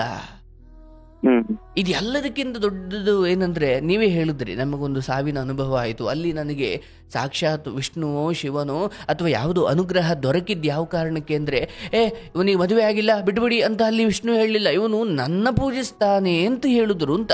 ಅಂದ್ರೆ ಭಗವಂತ ಅಲ್ಲಿ ನಿನ್ನನ್ನು ರಕ್ಷಿಸಿದ್ದು ನಿನ್ನ ಕಾಯಕದಿಂದ ಹೊರತು ನಿನಗಿರೋ ಯೋಗ್ಯತೆಯಿಂದ ಅಲ್ಲ, ಅಥವಾ ನಿನಗಿರೋ ಹೆಂಡತಿ ಮಕ್ಕಳು ಗೌರ್ಮೆಂಟ್ ಕೆಲಸದಿಂದ ಅಲ್ವೇ ಅಲ್ಲ ಅಂತ. ಅದು ನಿನ್ನ ಅನುಭವ ಹೌದಲ್ಲಪ್ಪ? ನೋಡಿ, ಎಷ್ಟು ಚೆನ್ನಾಗಿ ನೀವು ಲೋಕಕ್ಕೆ ಸಂದೇಶ ಹೇಳಿದ್ರಿ. ಥ್ಯಾಂಕ್ ಯು ಹೇಳಬೇಕು ನಿಮಗೆ. ಯಾಕೆಂದ್ರೆ ದೇವಲೋಕದಲ್ಲೂ ಚರ್ಚೆ ಆಗುವುದು ನೀವು ಭೂಲೋಕದಲ್ಲಿ ಬದುಕಿದ ರೀತಿ ಬಗ್ಗೆನೇ ಹೊರತು ಸಂಪಾದಿಸಿದ ಹಣವೋ ಅಥವಾ ಗೌರ್ಮೆಂಟ್ ಕೆಲಸವೋ ಅಥವಾ ಸುಂದರವಾದ ಹೆಂಡತಿಯೋ ಮೂರು ಮಕ್ಕಳೋ ಅಥವಾ ಅಂತಸ್ತೋ ಆಸ್ತಿಯೋ ಅಲ್ಲ. ಭಗವಂತ ನಿಮ್ಮನ್ನು ಬಿಡಿಸಿದ್ದು ಯಾವ ಕಾರಣದಿಂದ ಅಂದ್ರೆ, ನನ್ನ ಪೂಜೆ ಮಾಡ್ತಾನೆ ಈತ ಅಥವಾ ಭಕ್ತಿ ಮಾಡಿದ್ದಾನೆ ಅಂತ. ಅಂದ್ರೆ ನಾನು ನಿಧಾನವಾಗಾದ್ರೂ ಒಳ್ಳೆ ಸಂಸ್ಕಾರವಂತಳು ಸಿಕ್ಕರೆ ಆಯ್ತು, ಇಲ್ಲ ತುಂಡು ಮಾಡಿ ಫ್ರಿಡ್ಜ್ಗೆ ಹಾಕೊಳ್ಳೋದ್ರೆ ಸಿಕ್ಕಿಲ್ಲ, ಏನ್ ಮಾಡ್ತೀನಿ ನಿನ್ ಕತೆ? ಅಂದ್ರೆ ಯಾವ ತಾಯಿಯ ಕಷ್ಟವನ್ನ ಈಗ ನೋಡ್ಲೋಕ್ ಆಗ್ತಿಲ್ಲ ಅಂತ ಆತುರವಾಗಿ ನಾವೇನೋ ತಪ್ಪಾಯ್ಕೆ ಮಾಡಿದ್ರೆ, ನಾಳೆ ನಿನ್ ತಾಯಿ ಇದಕ್ಕಿಂತ ದೊಡ್ಡ ಕಷ್ಟ ಪಡೋದನ್ನ ನೀವೇ ನೋಡ್ಬೇಕಾಗುತ್ತೆ. ಪರವಾಗಿಲ್ಲ ಅಪ್ಪ, ಯಾಕಂದ್ರೆ ಭಗವಂತನ ಅನುಗ್ರಹದಿಂದ ನನ್ನ ತಾಯಿಯ ಜೀವನದ ಕೊನೆ ಕ್ಷಣದವರೆಗೂ ಆ ತಾಯಿಯನ್ನು ಚೆನ್ನಾಗಿ ನೋಡಿಕೊಳ್ಳುವಷ್ಟು ಶಕ್ತಿ ನನಗೆ ಕೊಡಪ್ಪ. ಜೊತೆಗೆ ನನಗೇನೋ ಒಂದು ಮದುವೆ ಯೋಗ ಇದ್ದು ನನ್ನ ಪಾಲಿಗೂ ಯಾವುದೋ ಜೀವನ ಸಂಗಾತಿ ಬರುವುದಾದ್ರೆ 35ಕ್ಕೆ ಬರಲಿ 32ಕ್ಕೆ ಬರಲಿ ಯಾವಾಗಾದರೂ ಬರಲಿ, ನನ್ನ ಪ್ರಯತ್ನ ನಾನು ಮಾಡ್ತೀನಿ. ಆದರೆ ನನ್ನ ತಾಯಿ ಕೆಲಸ ಮಾಡಿದಳೆ ಹಿಂಗೆ ಕೊರಗುತ್ತಾ ಕೂತ್ಕೊಂಡ್ರೆ ಅದಾಗುವಂಥದ್ದಲ್ಲ. ಸಿಗುತ್ತೆ, ಇನ್ನೊಂದು 2 ವರ್ಷ ನಿಮ್ಮ ಬದುಕಲ್ಲಿ ಒಳ್ಳೇದಾಗುತ್ತೆ. ಆದರೆ ನೀವು ಭಗವಂತನ ಪೂಜೆ ಮಾಡ್ತಾ ಇದ್ದೀರಿ ಅಥವಾ ನೀವು ಒಳ್ಳೆ ದಾರಿಯಲ್ಲಿದ್ದೀರಿ, ಅದಕ್ಕೆ ನಿಮ್ಗೆ ಒಳ್ಳೇದೇ ಆಗಬೇಕು ಅಂತ ಏನೂ ಇಲ್ಲ. ಇದನ್ನು ನಮ್ಮ ಗುರುಗಳು ಹೇಳೋರು, ಅಪ್ಪ ನೀನು ಧರ್ಮ ದಾರಿಯಲ್ಲೇ ಇರು, ಆದರೆ ನಾನು ಒಳ್ಳೆಯವನಿದ್ದೀನಿ ಹಾಗಾಗಿ ನನಗೆ ಒಳ್ಳೇದೇ ಆಗಲಿ ಅಂತ ನೀನು ನಿರೀಕ್ಷೆ ಮಾಡಬೇಡಲ್ಲ. ದುರಾದೃಷ್ಟ ಅಂದರೆ ನಿನಗೆ ಜಾಸ್ತಿ ಕೆಟ್ಟದ್ದು. ಯಾಕಂದರೆ ಹಣ್ಣು ಬಿಟ್ಟು ಮರಕ್ಕೆ ಕಲ್ಲು ಹೊಡಿತಾರಲ್ಲ, ಹಂಗೆ ಸುಮ್ಮನೆ ಬರಡಾಗಿರೋ ಮರ ಕಲ್ಲು ಹೊಡಿತಾರ? ಹಣ್ಣು ಕೊಟ್ಟಿದ್ದೆ ತಪ್ಪಾಯ್ತಾ ಅನ್ಬೇಕ? ಆಮೇಲೆ ಮತ್ತೆ ಮರ ಅಯ್ಯೋ ನಾನು ಹಣ್ಣು ಬಿಟ್ಟಿದ್ದೆ ತಪ್ಪಾಯ್ತಾ? ಇಲ್ಲ, ಲೋಕದಲ್ಲಿ ಹಣ್ಣು ಬಿಡುವ ಯೋಗ್ಯತೆಯನ್ನು ಭಗವಂತ ಕೊಟ್ಟಿದ್ದಾನೆ ಅಂದ್ರೆ ಕಲ್ಲು ಹೊಡೆಯೋ ಜನಗಳನ್ನು ಅವನೇ ಇಟ್ಟಿರ್ತಾನೆ. ಬೇವು ಬೆಲ್ಲ, ಹಣ್ಣು ಬಿಡೋದು ಬೆಲ್ಲ ಆದ್ರೆ ಆ ಹಣ್ಣಿಗೋಸ್ಕರ ಕಲ್ಲು ಹೊಡೆದು ಪೆಟ್ಟು ತಿನ್ನೋದು ಬೇವು. ಮತ್ತೆ ನಿಮ್ಮ ಬದುಕಲ್ಲಿ ಚೆನ್ನಾಗಿ ಓದೋ ಸಮಯದಲ್ಲಿ ಏನೋ ಒಂದು ಒಳ್ಳೆ ರೀತಿಯಲ್ಲಿ ಇದ್ದಿದ್ರೆ ನಿಮ್ಮ ಬದುಕು ಬೇರೆ ಇರ್ತಿತ್ತು. ಅರ್ಥಾತ್ ಇವತ್ತಿನ ಈ ಪರಿಸ್ಥಿತಿ ಭಗವಂತ ಕೊಟ್ಟ ಶಾಪವಲ್ಲ. ನನ್ನ ಯಾವ ಕಾಲದಲ್ಲಿ ಏನೇನು ಮಾಡಬೇಕಿತ್ತು ಅದನ್ನ ನಾನು ಸ್ಕಿಪ್ ಮಾಡ್ತಾ ಅದನ್ನ ಮಾಡೋದ್ರ ಬದಲು ಬೇರೆದು ಮಾಡ್ತೀನಿ ಅಂದ್ರೆ ಬದುಕಿಂಗ ಆಗುತ್ತಪ್ಪ. ಅಲ್ಲ ಸರ್, ನಾನು ಹುಡುಗರು ಸವಾಸ ಮಾಡಿದೆ, ನಾನು ಒಪ್ಕೊಂತೀನಿ ಸರ್. ಆದ್ರೆ ಲವ್ ಮಾಡಿದ ಹುಡುಗಿ ಮೋಸ ಮಾಡೋದಲ್ಲ ಸರ್, ಅದೇನಿಗೆ ಸರ್ ಮಾಡಿದ್ಲು? ಇಲ್ಲಿ ನಾನು ಹೇಳೋದು, ನಿನಗೊಂದು ಮನೆ ಇಲ್ಲ ಅಥವಾ ನಿನಗೊಂದು ಅಂದ್ರೆ ನಿನ್ನನ್ನು ಒಂದು ಹೆಣ್ಮಗಳು ತುಂಬಾ ಸೀರಿಯಸ್ ಆಗಿ ತಗೊಳ್ಳೋ ಯಾವ ವಿಚಾರವೂ ಅಲ್ಲಿ ಇರ್ಲಿಲ್ಲ, ಹೌದಲ್ಲಪ್ಪ? ಒಪ್ಕೊಳ್ತೀಯಾ? ಸರಿ, ಓಕೆ. ಇವ್ರ ಮನೇಲಿ ಹಿಂಗಿದೆಯಪ್ಪ, ಮನೆ ಇದೆ, ಒಂದೇನು ಒಂದು ಒಳ್ಳೆ ರೀತಿಯಲ್ಲಿ ಸೆಟ್ಲ್ ಆಗ್ಬಿಟ್ಟಿದ್ದಾರೆ, ಅಥವಾ ಎಲ್ಲ ಹಿಂಗೆ ಒಳ್ಳೆ ರೀತಿಯಲ್ಲಿ ಚೆನ್ನಾಗಿದೆ, ಹಿರಿಯರು ಎಲ್ಲ ಒಪ್ಪಿದ್ದಾರೆ, ನನ್ನ ಮನೇಲಿ ಒಪ್ಪಿದ್ದಾರೆ. ಇಲ್ಲ, ಅದು ಕೇವಲ ಲವ್ ಆಗಿತ್ತೆ ಹೊರತು ಅದು ಮದುವೆ ಅನ್ನೋ ಅರ್ಥಕ್ಕೆ ಬಂದೇ ಇರಲಿಲ್ಲ. ಲವ್ ಅನ್ನೋದು ನಿಮ್ಮ ನಡುವೆ ನಡೆಯುವ ಒಪ್ಪಂದ, ಹೌದಲ್ವೇ ಸರ್? ಎಂಗೇಜ್ಮೆಂಟ್ ಎಲ್ಲ ಆಗಿತ್ತು ಸರ್, ಎಂಗೇಜ್ಮೆಂಟ್ ಆಗಿ ಇದಾಗಿತ್ತು ಸರ್. ಎಂಗೇಜ್ಮೆಂಟ್ ಆಗಿತ್ತು? ಹೌದಾ, ಎಂಗೇಜ್ಮೆಂಟ್ ಆಗಿತ್ತ? ಎಂಗೇಜ್ಮೆಂಟ್ ಆಗಿ ಆಮೇಲೆ ಅವ್ರ ಅಪ್ಪ ಅಮ್ಮ ತಲೆ ಕೆಡ್ಸ್ಬಿಟ್ಟು, ನೋಡಮ್ಮ ಅವ್ನಿಗೆ ಸ್ವಂತ ಮನೆ ಇಲ್ಲ, ಈಗ್ಲೂ ಬರೀ ಇನ್ನು ಒಂದ್ ತಿಂಗಳಿದೆ ಮದ್ವೆಗೆ, ಯೋಚನೆ ಮಾಡು, ಎಂಗೇಜ್ಮೆಂಟ್ ಮಾತ್ರ ಆಗಿರೋದು, ಸುಮ್ನೆ ಜೀವನ ಹ್ಯಾಕ್ ಹಾಳು ಮಾಡ್ಕೊಂತೀಯ, ಹಂಗೆ ಅಂತೆಲ್ಲ ತಲೆ ಕೆಡ್ಸಿದ್ರು. ಅದಾದ್ಮೇಲೆ ನಾನು ಅವಳನ್ನ ಸಪ್ರೇಟ್ ಆಗಿ ಮಾತಾಡ್ಬೇಕು, ನಿಮ್ ಮಗಳ ಹತ್ರ ಕಳ್ಸಿ ಅಂತ ಅಂದ್ಬಿಟ್ಟು ನಾನ್ ಕರ್ಕೊಂಡ್ ಹೋಗ್ತಾ ಇದ್ದೆ. ಎಲ್ಲಿ ಚನ್ನಪಟ್ಟಣ ಕರ್ಕೊಂಡ್ ಹೋಗ್ತಾ ಇದ್ದೆ, ನಮ್ಮ ಊರಕ್ಕೆ. ಅವಾಗ ಅಲ್ಲಿಗೆ ಹೋಗ್ಬೇಕಾರೆ ಗಾಡಿಲಿ ಹೋಗ್ಬೇಕಾದ್ರೆ ಹಿಂದ್ಗಡೆಯಿಂದ ನಾನು ಗಾಡಿಗೆ ಬಂದು ಗುದ್ಬಿಟ್ಟು ಅವ್ಳ ಕಾಲ್ ಮೂಳೆ ಎಲ್ಲ ಓಪನ್ ಆಗೋಯ್ತು. ಕಾಲ್ ಮೂಳೆನೆ ಅವಳ್ದು, ಹುಡ್ಗಿದು. ಆಮೇಲೆ ಏನಾಯ್ತು, ಅವಳಿಗೆ ಇನ್ನೂ ಭಯ ಬಂದ್ಬಿಡ್ತು. ಅಯ್ಯೋ, ಇವಾಗ್ಲೇ ಹಿಂಗ್ ನೋಡ್ಕೊಂತಾನೆ, ಇನ್ನು ಮುಂದೆ ಹೆಂಗಪ್ಪ ನನ್ ಗತಿ, ಇವ್ನ ಮದ್ವೆ ಆದ್ರೆ ನಾನು ಅನುಭವಿಸ್ಬೇಕಾಗುತ್ತೆ ಅಂದ್ಬಿಟ್ಟು ಆಮೇಲೆ ಇವಳೇನ್ ಮಾಡಿದ್ಲು, ಅವ್ರ ಅಪ್ಪ ಅಮ್ಮ ಹೇಳ್ದಂಗೆ ಬೇರೆ ಹುಡುಗನ್ ಮದ್ವೆ ಮಾಡ್ಬಿಟ್ರು. ಕಾಲ್ ಏನಾಗಿದ್ದಿಲ್ಲ ಅಂತ ಹುಡುಗನ್ ಕಡೆಯವ್ರು ಕೇಳಿದಾಗ, ಇಲ್ಲ ಗಾಡಿ ಬಿದ್ಬಿಟ್ಟು ಈ ತರ ಪ್ರಾಬ್ಲಮ್ ಆಯ್ತು, ಹಂಗಾಗಿ ಸ್ವಲ್ಪ ಆಗಿದೆ ಅಷ್ಟೇ, ಏನ್ ತೊಂದ್ರೆ ಏನಿಲ್ಲ, ಅದೆಲ್ಲ ಮೂಳೆ ಡಾಕ್ಟರ್ ಹತ್ರ ಹೋಗಿ ಚೆಕ್ ಮಾಡ್ಸಿದೀವಿ, ಸರಿ ಹೋಗುತ್ತೆ ಅಂತೆಲ್ಲ ಹೇಳಿದಾರೆ ಅಂತ ಇದ್ ಮಾಡ್ಬಿಟ್ರು. ಅವಾಗ ಅವನ ಜೊತೆ ಮದ್ವೆ ಮಾಡ್ಕೊಂಡಿತ್ತು.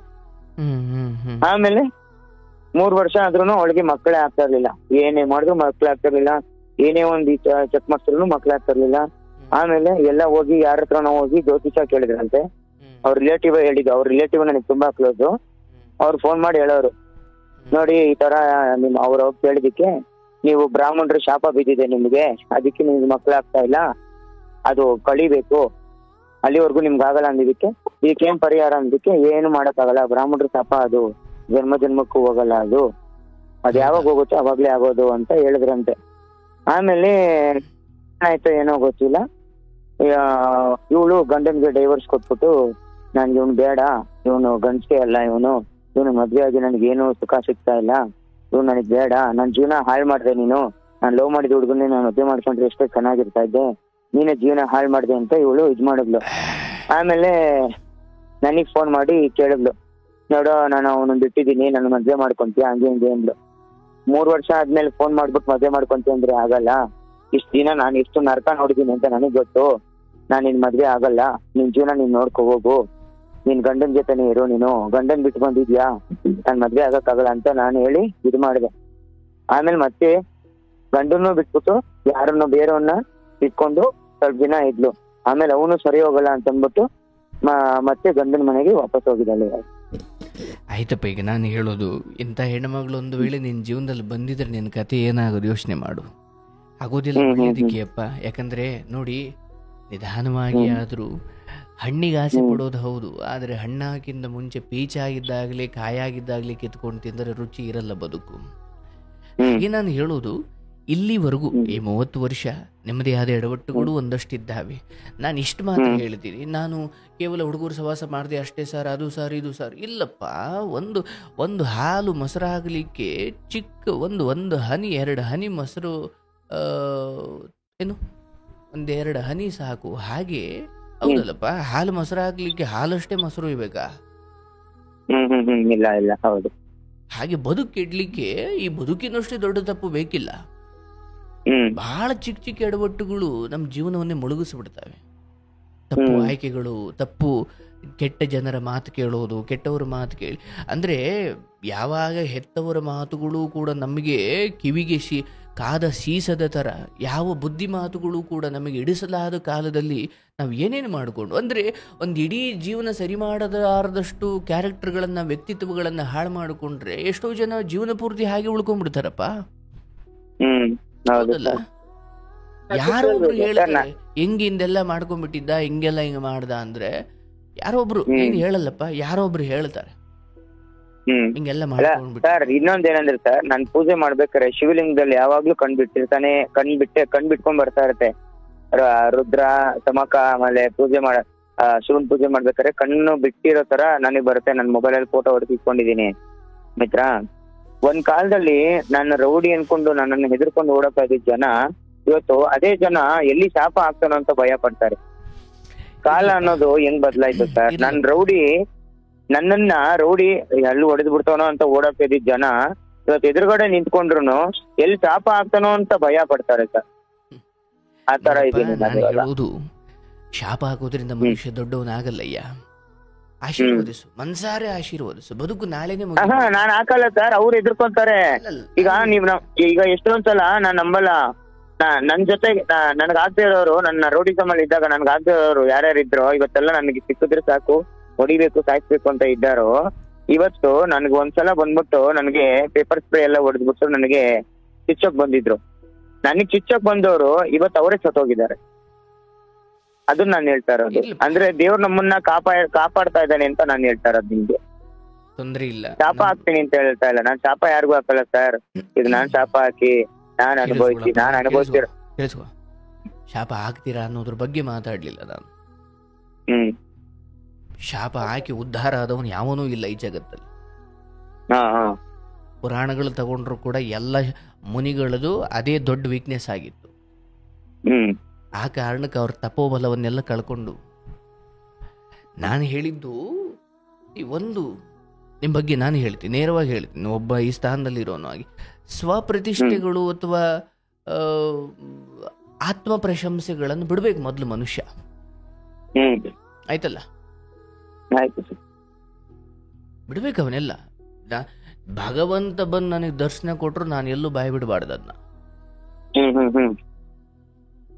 ಯಾಕಂದ್ರೆ ದೇವ ರಹಸ್ಯಗಳು, ದೇವ ವಿಚಾರಗಳು ಒಬ್ಬರಿಗೆ ಯಾರಿಗೂ ಪುಣ್ಯವಂತರಿಗೆ ಪ್ರಾಪ್ತವಾದಾಗ ಅವನು ಅದನ್ನ ತುಂಬಾ ಮಾಮೂಲಿ ವಿಚಾರ ಅಂತ ಹೇಳ್ಕೊಂಡು ಬರುತ್ತಾನೆ ಅಂದ್ರೆ ಅದು ದೇವ ರಹಸ್ಯವಾಗಿ ಉಳಿಯಲ್ಲ ಅದು, ಅಥವಾ ಅದರಿಂದ ಯಾವ ಪುಣ್ಯವೂ ಸಿಗುವುದಿಲ್ಲ. ಅದರಿಂದ ಬಂದ ಫಲವನ್ನ ಇವನ್ ಸಾಕ್ಷಾತ್ಕರಿಸಿಕೊಂಡ ಮಹನೀಯರು ಭಗವಂತನನ್ನ ಅಥವಾ ಸಿದ್ಧಿಯನ್ನ ಅಥವಾ ಇನ್ಯಾವುದೋ ಮಹಾನ್ ವಿಚಾರವನ್ನ ಸಿದ್ಧಿಸಿಕೊಂಡ ಮಹನೀಯರು ಕೂಡ ಅದರ ಪರಿಣಾಮವನ್ನ ಅಥವಾ ನನಗಿಂಗಾಯ್ತು ಅನ್ನುವಂತ ಹೇಳಲ್ಲ. ಯಾವ ಮಹಾನ್ ವ್ಯಕ್ತಿ ಕೂಡ ಅವನಿಗೆ ಸಾಕ್ಷಾತ್ಕಾರ ಆಗಿದ್ರು ಕೂಡ ಅವನ ಪ್ರವಚನದ ವೇಳೆಯಲ್ಲಿ ನಮ್ಮ ಗುರುಗಳು ಹೇಳೋರು ಏನಾಯ್ತು ಅಂತ ಗೊತ್ತಾ ಅಂತ ಅವನಿಗೆ ಆಗಿದ್ರು ಕೂಡ ನನಗೆ ಕೊಟ್ಟ ಭಗವಂತ ಯಾಕೆ ಎಲ್ಲ ಅಹಂಕಾರ ಬಂದ್ಬಿಡ್ತು ಅಂತ ಅವನು ಅಲ್ಲಿ ಹೇಳೋದೇ ಇಲ್ಲ. ಅವನಲ್ಲಿ ಬಳಸೋ ಪದ ಏನಂದ್ರೆ, ಅಯ್ಯೋ ನಮ್ಮ ಗುರುಗಳು ಹೇಳೋರು ಹಿಂಗ ಆಯ್ತಂತೆ ಈ ಹಿಂದೆ, ಅವನಿಗೆ ಆಗಿರುತ್ತದು, ಆದ್ರೆ ಅವನು ನಾನು ಅಂತ ಬಳಸಲ್ಲ, ನಮ್ಮ ಗುರುಗಳು ಹೇಳ್ತಿದ್ರು ಅಂತ ನಾವು. ನೋಡಪ್ಪ, ಇಲ್ಲಿ ಭಗವಂತನ ಅನುಗ್ರಹ ಸಿಗಬೇಕಂದ್ರೆ ಯಾರು ಸ್ವಯಂ ಆತ್ಮ ಪ್ರಶಂಸೆ ಮಾಡಿಕೊಳ್ತಾರೋ ಅದೇ ಅವನ ನಿಜವಾದ ಅವನತಿ. ಯಾರು ಇನ್ನೊಬ್ಬರನ್ನ ಚುಚ್ಚಿ ಮಾತಾಡ್ತಾರೋ ಅದೂ ಕೂಡ ಅವನತಿ. ಅಂದ್ರೆ ಇನ್ನೊಬ್ಬರಿಗೆ ಬೈಯೋದು ಎಷ್ಟು ಅವನತಿಯೋ ತನ್ನಂತಾನು ಪ್ರಶಂಸಿಕೊಳ್ಳುವುದು ಅಷ್ಟೇ ಅವನತಿ ಅಂತ ಹೇಳ್ತಾರೆ. ಅಂದ್ರೆ ನಿನ್ನ ನೀನು ಬಣ್ಣಿಸಿಕೊಳ್ಳಬೇಡ, ಇನ್ನೊಬ್ಬರ ನೀನು ಕೀಳಾಗಿ ಅಥವಾ ದೂಷಣೆಯ ಮಾತು ಆಡಬೇಡ. ಇನ್ನೊಬ್ಬರ ಬಗ್ಗೆ ಕೆಡ್ತ ಮಾತಾಡೋದು, ನನ್ನ ಬಗ್ಗೆ ನಾನು ಹೊಗಳಿಕೊಳ್ಳೋದು ಎರಡೂ ಅನ್ಯಾಯವೇ, ಎರಡೂ ಕೆಟ್ಟದ್ದೇ. ನೀವು ಹೊಗಳಿಕೊಂಡ್ರಿ ಅಂತ ಹೇಳ್ತಾ ಇಲ್ಲ, ಒಂಚೂರು ನಿಮ್ಮ ಹಿತೈಷಿಯಾಗಿ ಹೇಳ್ತಾ ಇದ್ದೀನಿ. ಬಹುಶಃ ಬದುಕನ್ನು ನೀವೇನೇ ಜ್ಞಾನ ಸಿದ್ಧಿ ಮಾಡಿಕೊಂಡಿದ್ರು ಹಾರೈಕೆ ಮಾಡಿ ಆಶೀರ್ವಾದ ಮಾಡಿ ಒಳ್ಳೆಯದಾಗ್ರಪ್ಪ. ನಿಮ್ಮ ಜ್ಞಾನದಿಂದ, ನಿಮ್ಮ ತಪಸ್ಸಿನಿಂದ, ನಿಮ್ಮ ಪೂಜೆಯಿಂದ ಏನಾದರೂ ಸಿದ್ಧಿಸಿಕೊಂಡ್ರ ಅದರಿಂದ ಲೋಕಕ್ಕೆ ಏನಾದರೂ ಮಾಡಬಹುದಾ? ಸದ್ದಿಲ್ಲದೆ ಮಾಡಿ. ನಿಮಗೆ ಕೊಟ್ಟ ದೈವದ ದರ್ಶನವನ್ನು ಲೋಕಕ್ಕೆ ಬಿಚ್ಚಿಡೋಕೆ ಹೋಗಬೇಡಿ, ಅಲ್ಲಿ ವಿಷಯ ಕೆಟ್ಟು ಹೋಗುತ್ತೆ. ಅದಕ್ಕೆ ನಮ್ಮಲ್ಲಿ ಮುನಿಗಳ ಸಂಚಾರ ಅಂತ ಆಗೋದಂತೆ. ಅಂದರೆ ಹೇಳೋರು ನಮ್ಮ ಗುರುಗಳು, ಯಾವುದೋ ಒಂದು ಸಿದ್ಧಿ ನಿನಗಾದರೂ ಕೂಡ ನನಗಾಗಿದೆ ಅಂತ ನೀನು ಹೇಳಬೇಡ. ಅಪ್ಪ ನನಗಿಂಥದ್ದು ಏನೋ ಗೊತ್ತು ಕಣ್ರೆ, ಒಂಚೂರು ಹೇಳ್ಕೊಡ್ತೀನಿ ಬರ್ರಪ್ಪ ಅಂತ ಹೇಳಬೇಕಂತೆ. ನಿನಗೆ ಮತ್ತೆ ದೈವಕ್ಕೆ, ಅಂದರೆ ಆ ಅತೀತವಾದ ಶಕ್ತಿಗೆ ಮತ್ತೆ ನಿಮಗೆ ಆದ ಆ ಏನು ಮಾತುಕತೆ ಅಥವಾ ಆ ದರ್ಶನ ಭಾಗ್ಯ ಅಥವಾ ಆ ಸುಸಂದರ್ಭ ಮಂಗಳಮಯ ಕ್ಷಣವನ್ನು ಲೋಕದೊಂದಿಗೆ ಹಂಚಿಕೊಳ್ಳೇಬಾರ್ದು ಅಂತ. ಹಾಗಾಗಿ ನಾನು ಹೇಳೋದಪ್ಪ, ಆ ಸ್ವಪ್ರಶಂಸೆಯನ್ನು ಒಂಚೂರು ಬಿಡು. ನನಗೆ ಅದು ಕಾಣುತ್ತು, ಇದು ಕಾಣುತ್ತು, ದೇವರು ಆಯಿತು, ನಿನ್ನ ಹೃದಯದಲ್ಲಿ ಇಟ್ಕೋ. ಅದು ಸರಿನಾ ತಪ್ಪಾ ಹೌದಾ ಮಂಥನ ಮಾಡ್ಕೊ. ನಿಮಗೆ ಒಳ್ಳೆಯದು ಕೆಟ್ಟದ್ದು ಏನೇನೋ ಅನಿಸಿರುತ್ತೆ. ನಮಗೂ ಬದುಕಲ್ಲಿ ನಾನಾ ರೀತಿಯ ಅನುಭವಗಳು ಆಗಿದ್ದಾವಪ್ಪ. ನಾನು ಅವೆಲ್ಲವನ್ನು ನನ್ನ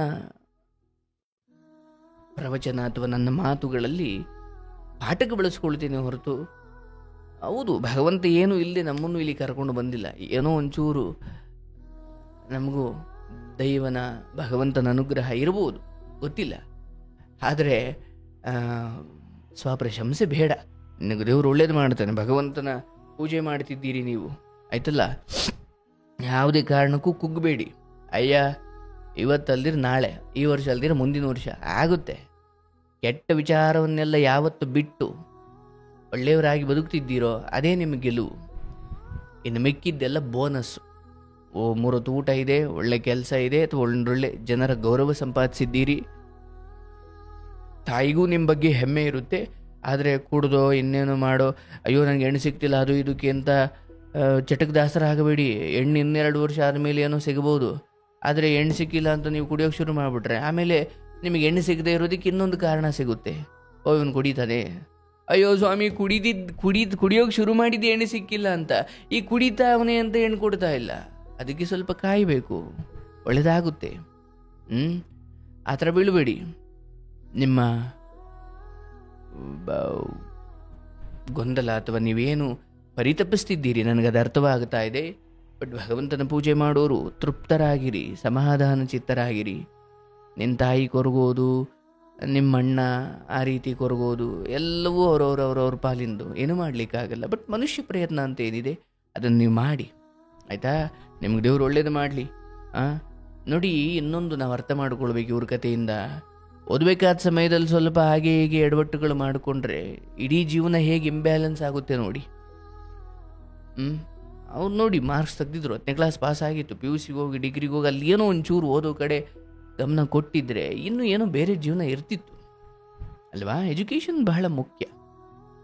ಒಳ್ಳೆಯದಾಗುತ್ತೆ, ಧೈರ್ಯವಾಗಿರಿ, ಶುಭವಾಗಲಿ. ಪಾಪ ಎಷ್ಟೋ ಜನ ದೇವಸ್ಥಾನಕ್ಕೆ ಬಂದವರಿಗೆ ನೀವು ಆಶೀರ್ವಾದ ಮಾಡ್ತೀರಿ, ನೀವು ಚೆನ್ನಾಗಿರಬೇಕು, ದೇವ್ರು ಒಳ್ಳೇದು ಮಾಡಲಿ. ಭಗವಂತ ಇರಲಿ. ಈ ಕಾರ್ಯಕ್ರಮದ ಮೂಲಕ ಎಷ್ಟೋ ಜನ ಹೆಣ್ಣು ಸಿಗ್ತಿಲ್ಲ ಅನ್ನೋ ಕಾರಣಕ್ಕೆ ಕುಗ್ಗಿ ಹೋಗುತ್ತಾರೆ. ಬೇಡ, ಸಮಯ ಬರುತ್ತೆ. ಅದರಿಂದ ಹೆಣ್ಣು ಸಿಗ್ತಿಲ್ಲ ಅನ್ನೋ ಕಾರಣಕ್ಕೆ ಜೀವನವನ್ನು ಜಿಗುಪ್ಸೆ ಮಾಡ್ಕೊಳ್ಳೋಕೆ ಹೋಗಬೇಡಿ, ತಪ್ಪುದಾರಿ ತುಳಿಯೋಕೆ ಹೋಗಬೇಡಿ. ಹಣ ಸಂಪಾದಿಸಿ, ಗೌರವ, ಮರ್ಯಾದೆ ಹಾಗೂ ಒಂದು ಘನವಾದ ವ್ಯಕ್ತಿತ್ವ ಹಾಗೂ ವಿಶ್ವಮಾನವರಾಗಿ ಬದುಕಿ.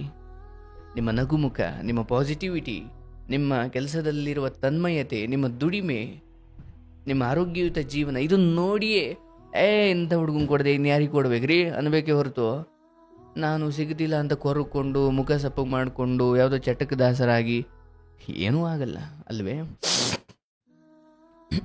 ಆಗಲಿ, ಒಳ್ಳೆಯದಾಗಲಿ.